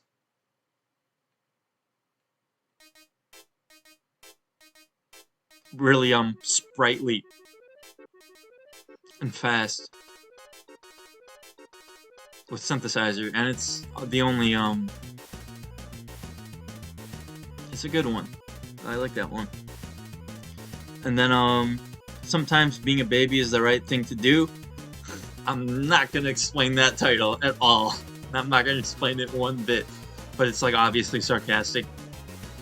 But I have no idea. I don't want to talk about that kind of thing right now. And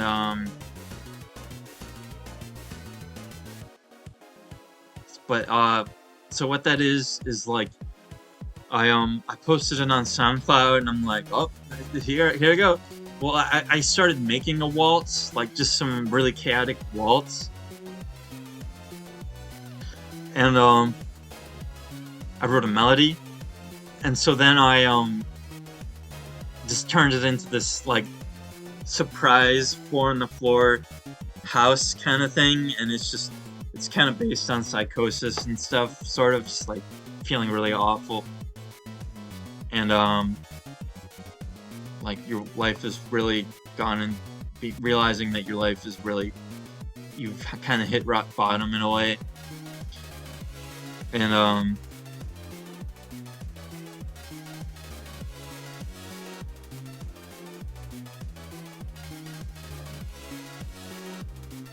really the name is just saying that like I've been a baby before about shit, and it's like sarcastically saying like just like some oppositesville, an opposite world kind of thing. It's like it's really good advice or something.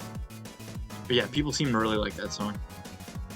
And Big Toad Man Gets His Revenge on Little Frog Man is like a Coalesce pastiche, and I love Coalesce. And I saw them last year, and they're really good. Yeah, and we're going on. This is gonna be like 2 hours of me just talking about. Trust me, it's just as boring for me as it probably is for you. But I feel like there needs to be some companion piece to like this stuff, and it's just something more has to be said, I guess.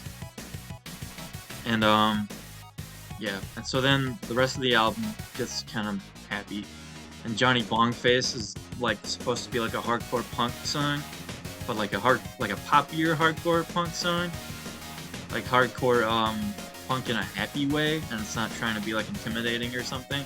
So it's literally called Johnny Bongface. And I guess that's just something that just makes sense to me. And then Rescuing Hamburgers was something I did that was supposed to be sort of rocky or something, but like well-mannered and like good vibes.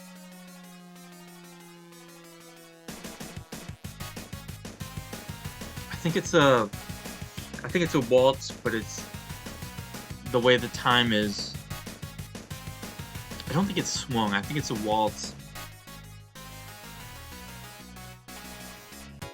It's just one of the cool waltzes I've done. It's a nice song. And then Hamtaro Harmony came after I named it Hamtaro Harmonies. But Hamtaro Harmony was just some mellow song that I made with a lot of reverb. And it's really, it's got a swagger to it. It's really, it's, I don't know. It's hard to describe. But something about it is amusing to me because it's got a sass to it, I guess. I don't know, but it's really mellow. And Not Your Failure Now is supposed to be like some thing of like getting past something, like overcoming something, and self-actualization or something. And it's a really simple chord progression that is used a lot and that I use a lot. And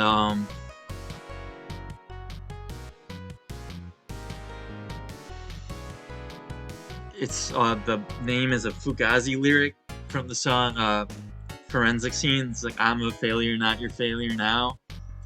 And that's like I think it's pretty well documented that that's like a breakup song from like a weird, from a very with Guy Peixoto's poetry, his poetic lens that he had.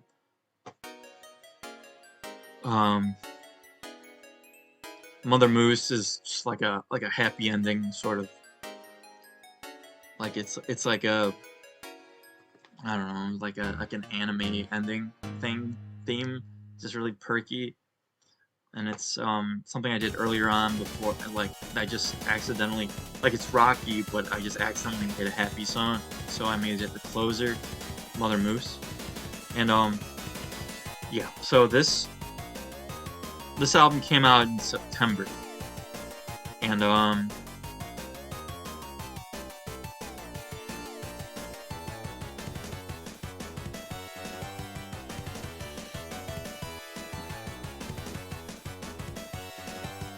I'm gonna just go through the dates.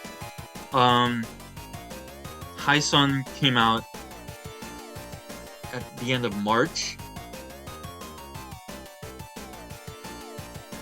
And then I spent some time on an EP, and Horsey Tunes came out on May 12th, and I Could Live in Dope came out a lot later. It came out March 25th, 2024. And yeah, just Hamtaro Harmonies came out in September, so there's not really much to go over that I left out. But yeah. And as a little bonus, the first Human Combo album was very anonymous. I'm gonna have to pull that up.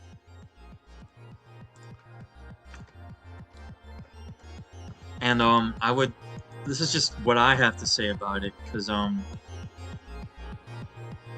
I did it with Ranger BTS, but like it's essentially a glorified split EP with alternating tracks. And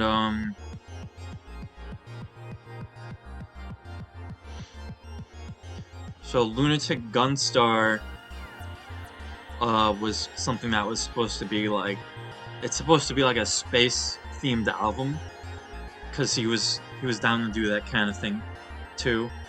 It came out December 1st, and it took up, that's what I was doing for most of the rest of the year besides EPs. And then his track Warm Nebulas was just like one of his like one of his funk tunes, and I really like it a lot because it's very understated compared to like his average song. Like normally there's like there's a chillness to it. Like, and I guess everyone would just say that like everything he does has a chillness to it, but he definitely has an edge. And he's chilled out over the years, but he's his melodies are normally so complex, but here they're just looped and transposed, and it's like a refrain. It's just like a chorus. And I worked really hard to get that opening sound right, and in Ableton, and yeah, and then it's him killing it. I forget what the end is even. Like, it just fades out. Yeah, it's just like a like some really cool music to play like at your pad or something, like space bachelor pad music. And Spacious is not spacious, it's Spacious because that sounds like the name of some weird old shoot 'em up set in space. And that replaced some other song, the song that inspired me to get together with and make the album, the first Human Combo album. It's not on my page, so if you're just looking at my page, you're gonna have to look it up, because we'll probably have we'll probably do something again. It's just we have very different DAWs and setups, and I think it'd be a lot easier for me to do something over his, and both of our music is like so complex that it's hard to like just dip into each other's music and like solo over it, because there's so many changes, and we just do our own thing the way we do it. But Spacious was just like some upbeat, like happy space music, and not like super. I have a bone to pick with everything that gets called space music or space rock, because it's not that spacey and it's not that joyful or whatever. It's kind of boring, but that's just me. I mean, you know, I don't know. But this isn't space rock, so it doesn't matter. Spacious had 3 parts, and that's it.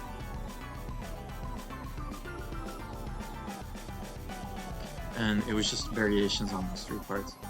And modulations was something he had, and then he lost the Ultrabox file too.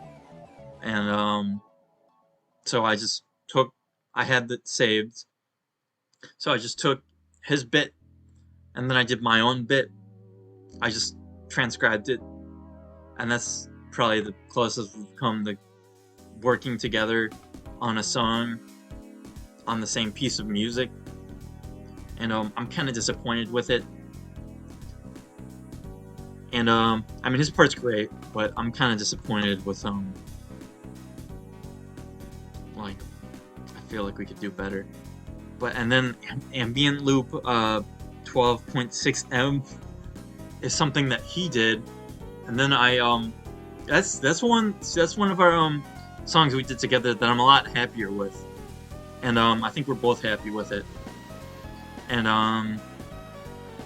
that was just some sort of thing that he came up with, and I took it and I like added some bubbly sounds to the end of it, and like some rising arpeggiator kind of thing, and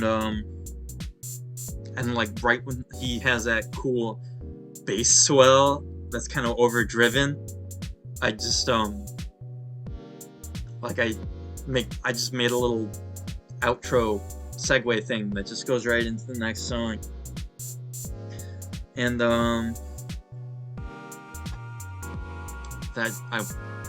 that was something where I spent a lot longer than the length of the actual music, which is pretty much how everyone does it, but like just it's like I spent like probably an hour on like that little 7-minute bit, and it's like high pass filtered and it's panning and it has a lot of FM things and it's supposed to just fit the vibe and just sound kind of out there. And then Space Time Marauders was one I did back in like I think it was after Horsey Tunes, and it's just a cool name, and it's based on Midnight Marauders, the name, by Tribe Called Quest.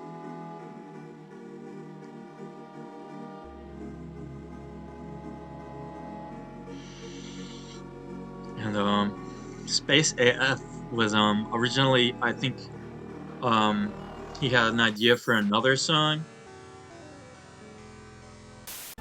I forget how it came about exactly, but it was like I think we wanted to keep it kind of compact, so he threw out the other song because it wasn't that spacey, and so we thought it was really funny how lazy the space names are. And it's like something that I like to do, like and he also thought it was funny, so it's just named Space AF. And it's like another cool space bachelor pad music kind of thing. It's really low key, and it's I know the bridge of that part. I remember recommending to him that he like kick around that bridge part that's really complex and like really bouncy all over the place, kind of harmonically. And I told him he should do something else with it, but no, I didn't do that. And I think it's better for it. Yeah,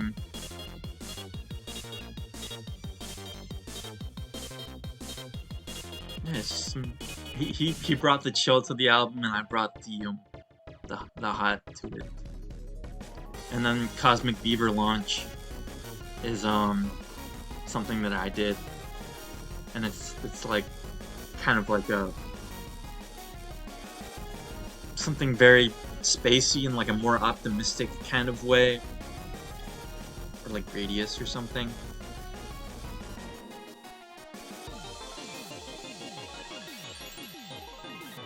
And it's like a fun ride through space instead of like the horrifying void of space. And that was like the first song I used Operator in Ableton on. And yeah, and it's got some square wave stuff in it. And yeah, so I'm gonna just take a break because this took like an hour to talk about. And I guess because it's just more recent in memory than the godforsaken 2022 video.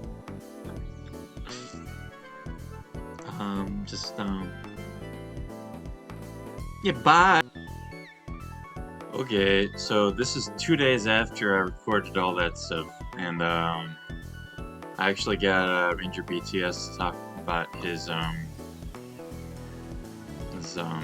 half of the human combo. So I'm just gonna read off what he wrote. Heyo, Ranger BTS here. I had the pleasure of working with Goji on this super fun space-themed album. Space is a theme I find particularly fun to write music to, and prior to working on this album, I released 2 space-themed albums of my own, and that's true, he did. This is a space-themed album with Goji, a perfect first collaboration because it was something I was familiar with. He just lists off his songs on the album. And so Warm Nebulas, he said, when I think of space, I usually think of freezing temperatures, surreal sounds, and dark atmospheres. This was my prior experience with writing space theme music, but I thought a change up would be nice. The album starts with Goji's surreal and intense Lunatic Gunstar, and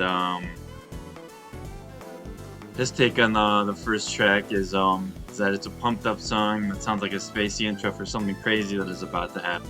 But what you hear after Lunatic Gunstar is not all that crazy. And yeah, I mean, when I was doing that, I just tried to make it very pretty and like if you could breathe in space and you could see all the stars, something like that. That's what I was going for. But the song you hear after Lunatic Gunstar is Warm Nebulas, which is a down-to-earth or other planet song that features tropical instruments, an easy listening chord progression, and a catchy melody. There is nothing crazy about it. It is just a solid and chill song, which may surprise listeners given the epic intro song by Goji. But surprising listeners is what I like to do, and this was a unique way to do it. And what he had to say about Modulations was, Modulations is a song that was supposed to be written all by me, but I accidentally lost the link to the song halfway through making it. Luckily, I'd sent an MP3 to Goji earlier, so he could listen, like I said. Instead of just scrapping the song, Goji imported the MP3 into his software and finished the second half of the song in a way that complemented the first half very nicely. And then he thanks me, and then I say, "You're welcome here." I think he also amped up the bass somehow, which sounds sick. And he said that it was named Modulations because as the song progresses, more chord layers with different textures start to pop out at different times. And it sounds like it's modulating in a groovy way. So I think he's talking about like the textures modulating too, and stuff like that. And about ambient loop 12.6 M. With every album release, I like to create a slower song with little to no drums and focus on writing.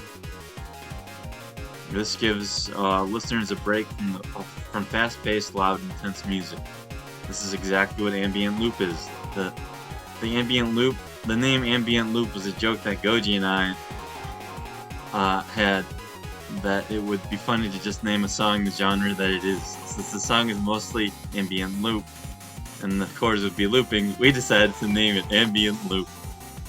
And then about Space AF, closer to the end of the album, I suffered a moderate case of writer's block. I wanted to finish the album, but it seemed that every time I write a song it sounded lame or it didn't sound enough like Space.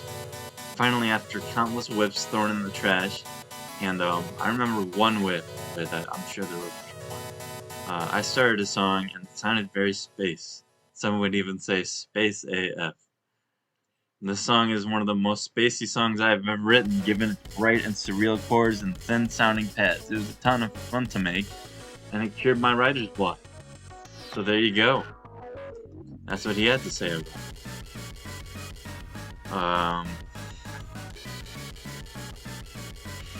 Yeah, so I think the one that we worked the most closely together on, or the ones that we worked the most closely together on, were the first track and the second track, and I did the little, I just threw it in Ableton. I did the little intro thing that starts Warm Nebulas, and the rest is history. And yeah, so we talked about having something really pumped up and then something really chill and some really soothing release, and that's pretty much what he said here. So there you go, there's that out.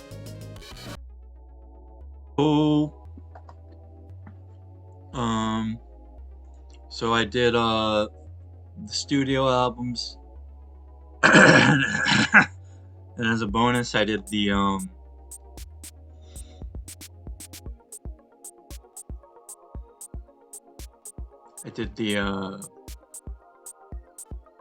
album by Human Combo, my half of it. And so now I'm gonna do the odds and ends, and then maybe talk about how the year went in general.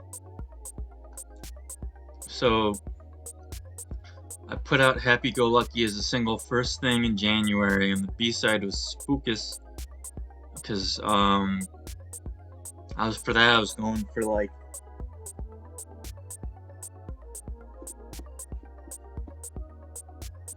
something kind of like trappy. I forget what it even sounds like.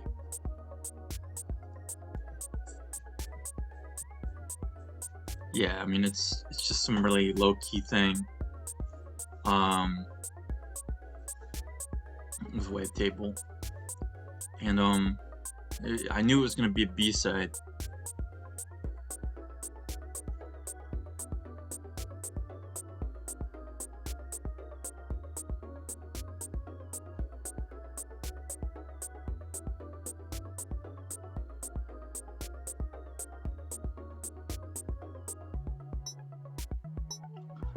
Yeah.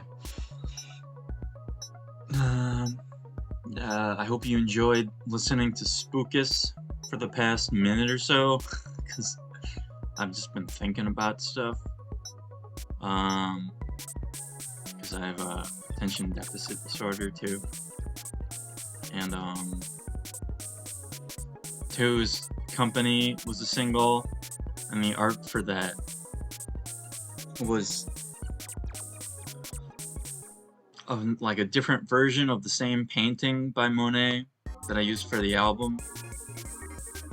And the B-side was Regretron, which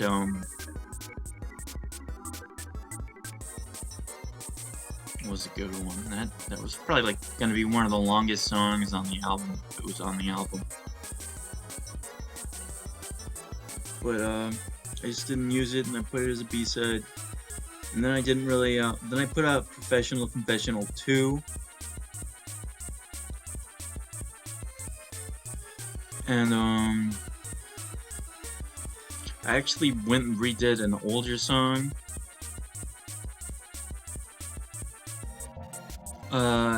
crazygoji DX, one that's probably never gonna be on streaming because the album is just way too weird.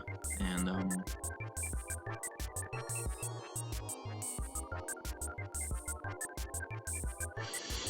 yeah, so I just redid it, and I don't think it has the same magic, but I really liked that song, and I felt like it was kind of lost on a lot of people, so I gave it another shot. So that version is called like Mark II, and starts off Professional Confessional 2. And I should probably say these archival albums are only gonna be on Bandcamp. They're like at most they'll get like a physical release, all as one big thing, and they'll try and make it as cheap as possible. Because you know me eternally trying to make money not matter as much as I am now, because I need it. Just make everything very affordable. And then I did the EP Tiger Guy, which is like the first EP of the year, and I did a couple EPs. Like for reference, I think I only did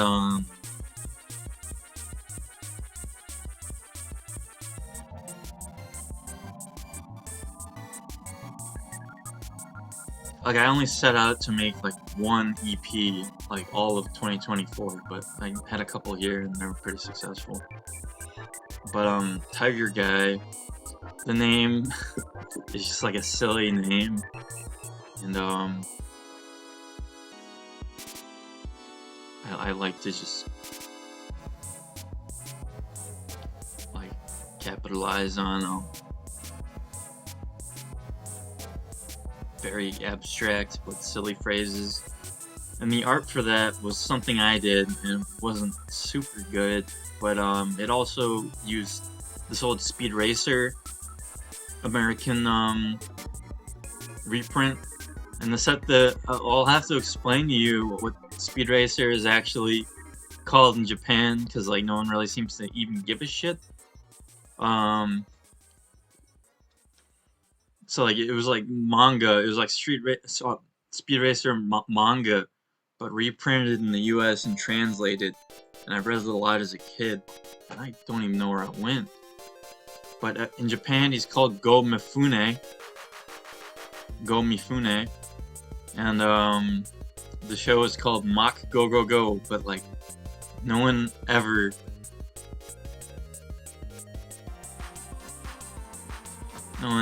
talks about that. I don't know. But like, Aquatic Life Prevails was like track 1 on Tiger Guy. And I don't know, that was just some melodic thing. That was like when Psychosis was like not really life breaking at that point. Like it would be like the next month or the next week or something. And then there's Glitter Bombing Porch Pirates, which was named by Jim. And but that singular song is, I think, a really good one. It's kind of like a juke thing, but the chip tune. And the melodies are just really good, and it's really dystopian sounding. And Go Mifune was the first one I started.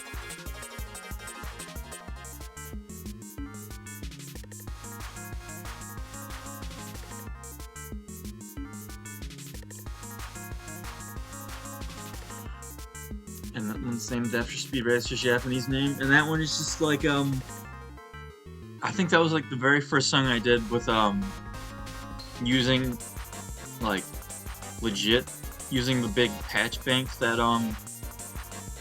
Button Masher recommended to me that I get. So it was based on like the orange battle theme from Gunstar Heroes, and it grooves well, it's good. And then Dynamite was something that was like kind of mogy and like upbeat, and it was made before Horsey tunes. And for a while there's like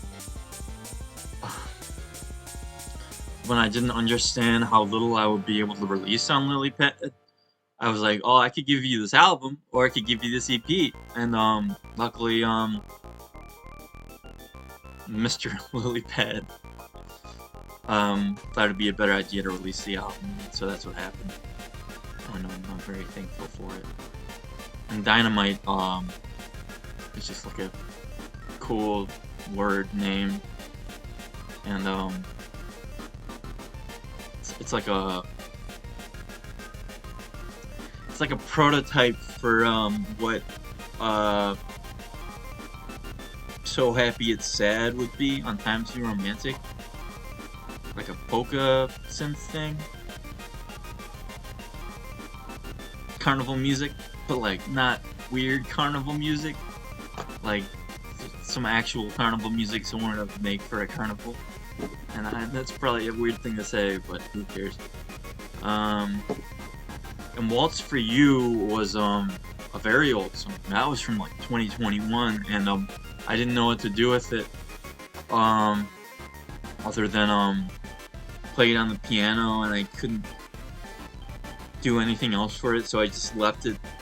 By this point I'd done Everything Gone Wrong, and I kind of devised a way to make songs that start on the piano a little better, just with sine waves. And this is one that everyone seems to really like whenever they hear it. Waltz for You. I don't even know if I said the name, but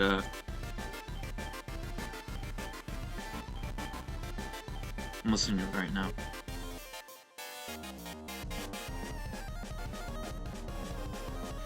Like, a lot of people wanted to collab on that, and now they aren't really on the internet as much.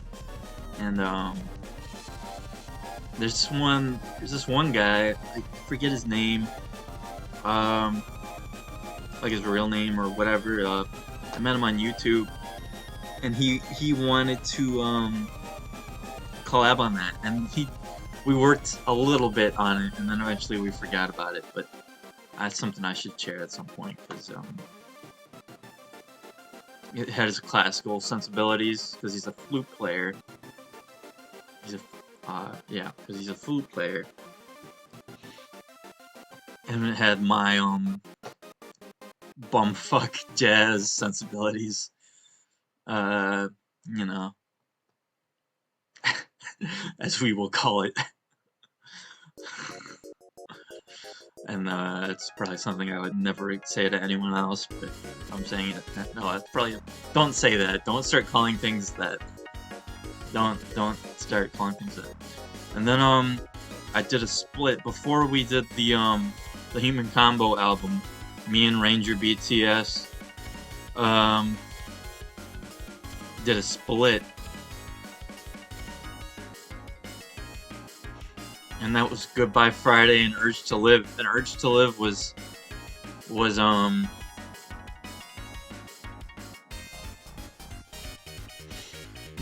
just a B-side from Horsey Tunes, and I thought it was really good and like classically beautiful, so I wanted to do something cooler with it. So I gave it to Ranger, and he didn't really know what a split was. I told him, and he's like, oh yeah, and so he made Goodbye Friday, and it's one of his songs that is very life-affirming and beautiful and mid-tempo. It's like way better than my song, but yeah, you won't hear it from me.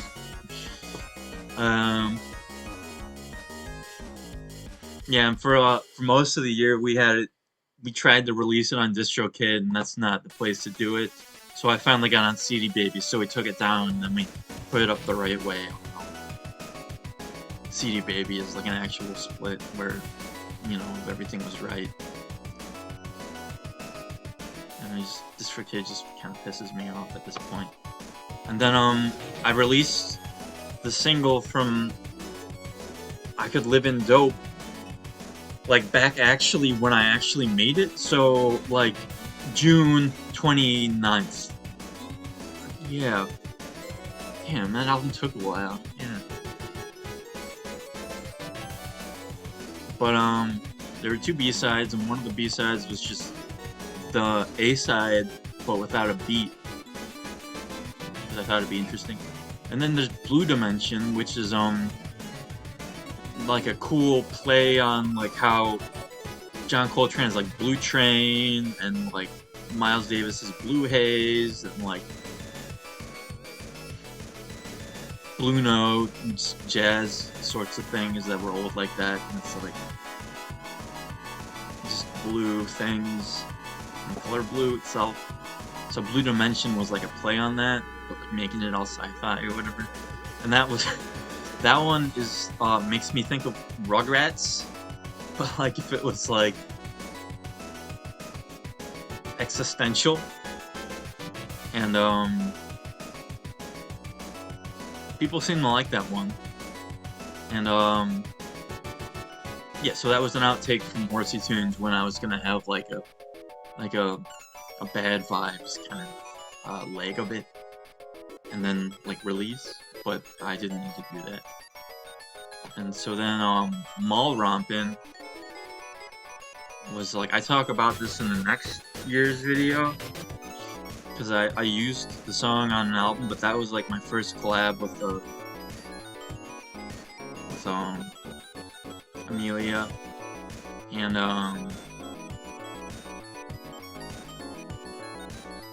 yeah, and that was the first song that was like it's more relevant to this year, because it was when I was using the PCM samples, the Genesis PCM samples from Gunstar Heroes. I think I forgot, but I only had like a tom sound, and then a different tom sound, and then a snare, and then a kick. And that's all I used the whole year. And it took me till like 2024 to get any other PCM samples. And it's just really minimalistic. So Mall Rompin' was like literally the first thing I had made with those PCM samples, besides like the test track. And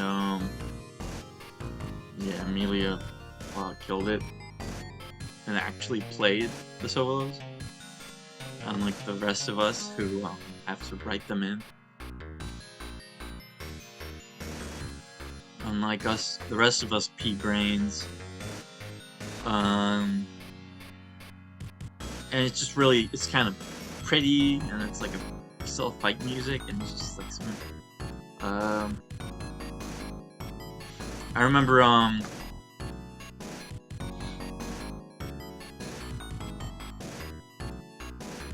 yeah. Originally, this was gonna be like a. The art for the EP. I forgot about the art. Yeah, that's just like the first thing I drew when I got a tablet, other than like a monster. And it's really vibey. It's good. It's just some. It's like a frog lady. I really hope no one gets like takes that like it's like a mean cartoonish drawing or something. It's just because I draw like shit. And so then like Hideaway was like some kind of lovey-dovey romantic kind of song. And classically beautiful. And then the B-side Hazy Ways from Waffle House Enjoyer that came out later in the year, that was gonna be on this, but I decided to cut it for some reason. So it's like the same time as this.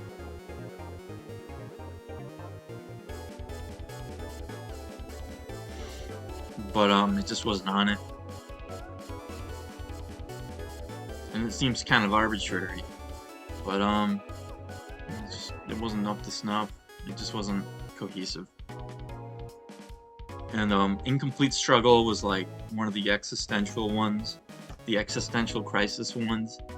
And the name of it is actually a subtitle from one of my favorite kaiju movies, Gamera 3. And like if you Google the movie, it just says that the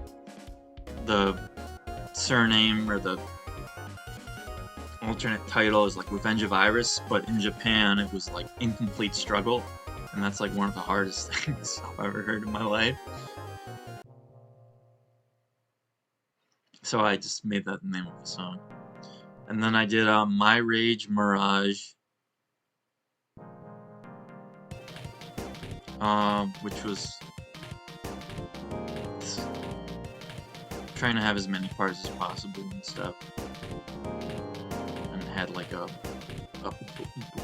hardcore kind of rhythm. Which is, if you didn't know, the fundamentals of rhythm in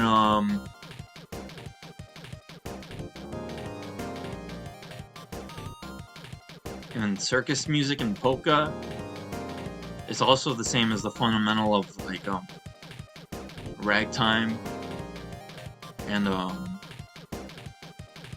stride jazz, and more importantly, it's the same as the fundamentals of hardcore punk, which is very apt. And Big Man on Campus had Jarl did the art for that, and it's really funny because it's really funny on its own. I forget how the idea for it came up, but I was really worried, and my mom hated it, so he put this phrase that, due to my strong personal convictions, I wish to stress that the single in no way endorses breaking and entering as a method of alcohol distribution. And he just put that as small text on the picture. And yeah. And then at the same time, I did another thing that I still haven't released, and it's only on SoundCloud. It's Rising Star, backed with heliacal feeling, and I'm just waiting for someone to press it to vinyl so I can release it, and then I'll probably like move it way back in time, on Bandcamp. I mean, fucking, I have no idea, because it was gonna happen at some point last year, but then the person who it was so used to rock music and other sorts of things, and like real instrument music, and that, like, it just, I think they said they couldn't do it justice,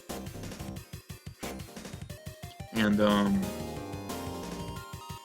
it got canceled. So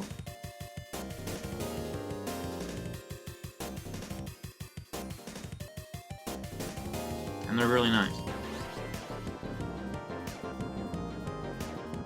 But Big Man on Campus was like just this monolithic kind of epic sort of thing, and harmonically it's like super simple. It's just like two key centers, and it's just down a whole step and up a half step again. So it's like C minor, and then it goes to B flat minor, and then it goes to the 3, which is C minor, but like it's in B flat minor at that part.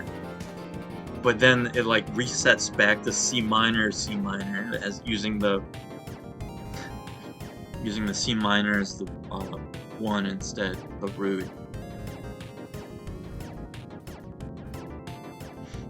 And it's just really epic sound. And some people like it. And someone, the guy who does Chiptune Chat, played it on his show, and I remember he was really nice and he was really interested. But like no one else had anything to say, and they just started talking about everyone else afterwards, and it's like a 5-minute song, and like the whole time like no one said anything except him, and he's really cool. But it kind of threw me for a loop. I think it's on Twitch. Calm Down Kidder.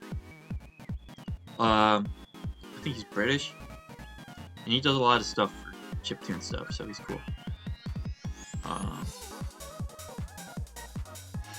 But yeah, that's Big Man on Campus, and it also, because I didn't really know how to make anything or any sounds with FM synthesizers at the time, so what I did is I just found a YouTube video that was just all the sound effects from Gunstar Heroes made by Norio Hanzawa, who also did the music, and I cut them up, recorded it, cut them up, and then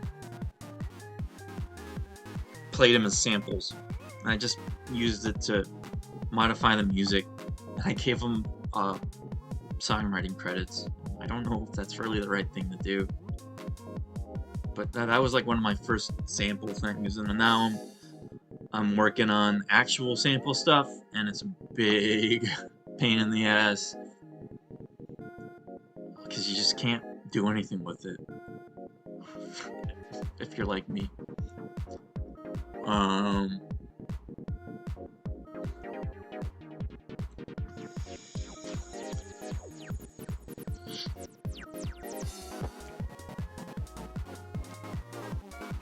And then the B-side Bullfrog is one that I was talking about earlier, and that's just like some butt rock song, but with like Genesis sounds and stuff. And then there was Self-Proclaimed Dingbat, and Self-Affront is like a really popular song on SoundCloud. I'm really glad it is, because this was just like a straight up Ableton EDM techno kind of EP. That was just really to the point.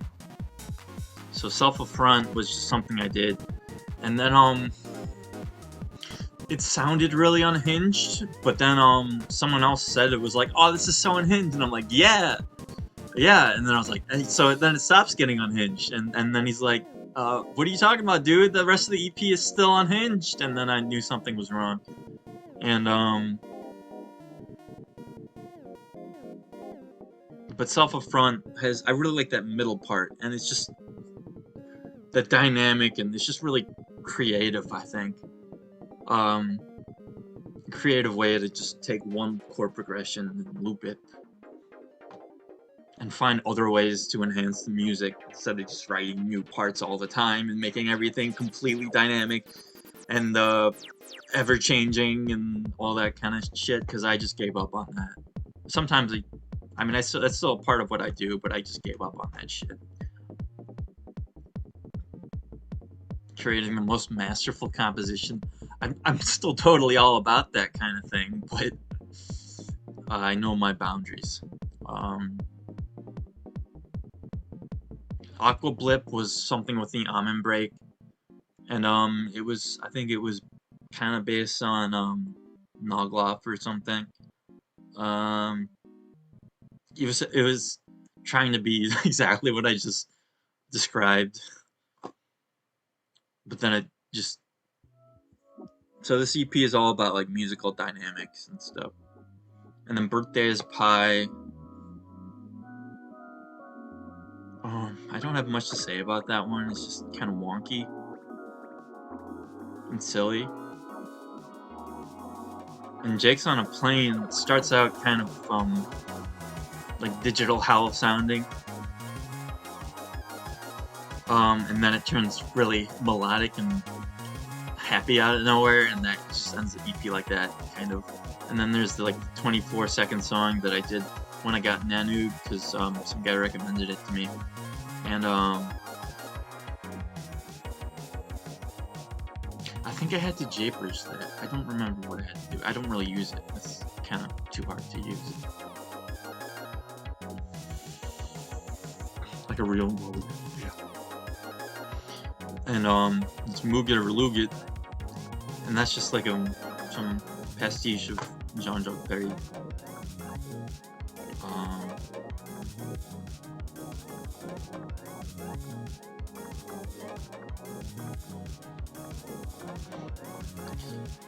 Yeah, and the name is really, and then the art for that was like the first thing I drew in ages, like all year. Like I drew the cover to Happy Go Lucky, and then I stopped, and then I drew the cover to Mall Rompin', and then I knew I had to stop, and then I did this traditionally, the self-proclaimed dingbat. I don't even know if I said the name of the EP. I probably did. I mean, I'll find out later. But then I did one more release, and then I got working on Times New Romantic, and that was Cosmic Savior, which was it was kind of like a compilation EP.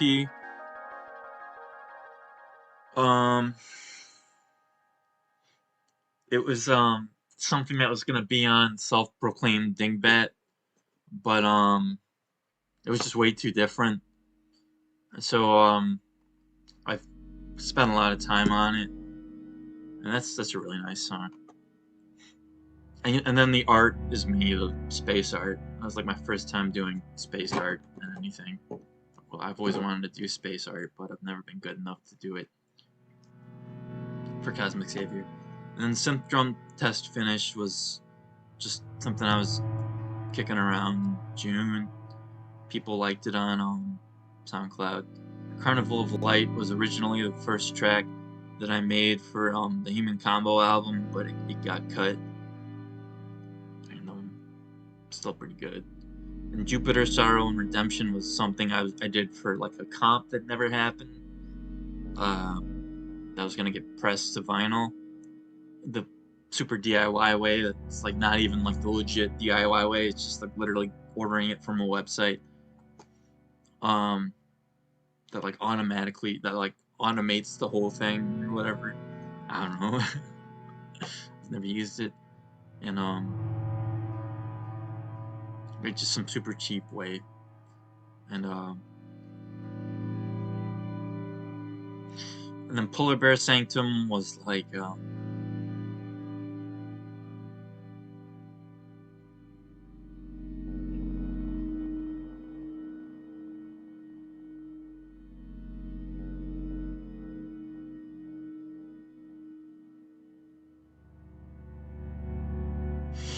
yeah, Polar Bear Sanctum was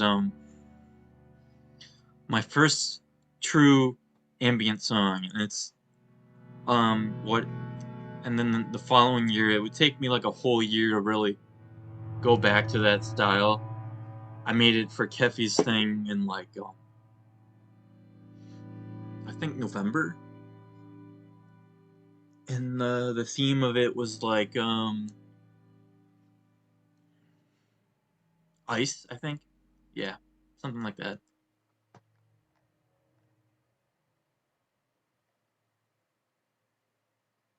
And it's like very Stars of the Lid inspired, and it's like where I actually got a grip on making ambient music instead of just raising the attack on everything and doing that.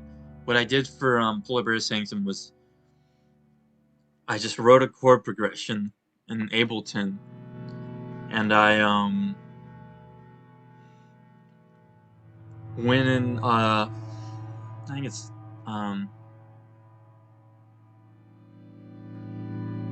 session view, whatever the view is with the individual things. That's how I write everything. So I just made a separate pattern for every single chord, and and made sure it was like 2 bars, and slowed it way down, and just set up the instruments, and it was really fun. It's really fun because when I'm doing this kind of thing, I don't really know what it's gonna sound like when I'm done recording it. So I just like arm record like an audio track to the whole thing as a group, to everything I have set up, like bass and the multiple chords. It's just chords. Melodies are kind of hard, but I'm working on it. And I just took the volume fader and just did that in tempo with the click track, and it's really slow, and I added like a touch of light delay and light reverb, and that's how I made it. And it's just a loop, and it's like it's a really good innovation thing, and it's gonna be really exciting to do more stuff like that.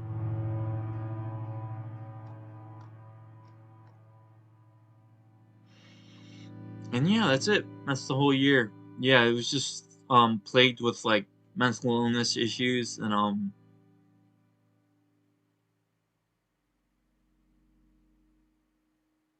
that just ruined the whole year for me. But like things got pretty exciting outside of that. I just hung out with friends a lot, played through Mischief Makers with my friend, quit drinking, um, because I really had to. Um, Biologically, yeah. Um, saw a couple bands. Um, Made progress with music. Um, got closer with some people, and yeah. I mean, the music was the backbone of the whole year, pretty much. I mean, obviously, the fact that I'm doing this video means I'm very uh busy,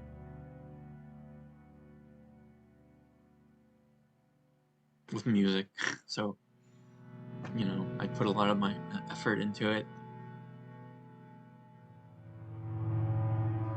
and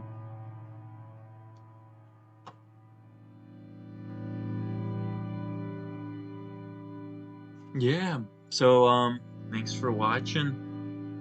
Um, I have one on 2024 that this is the longest one, and it's ridiculous, and it's gonna be torture to sit through. But I did talk about every single release song to some extent, so that's got to be worth something. Um,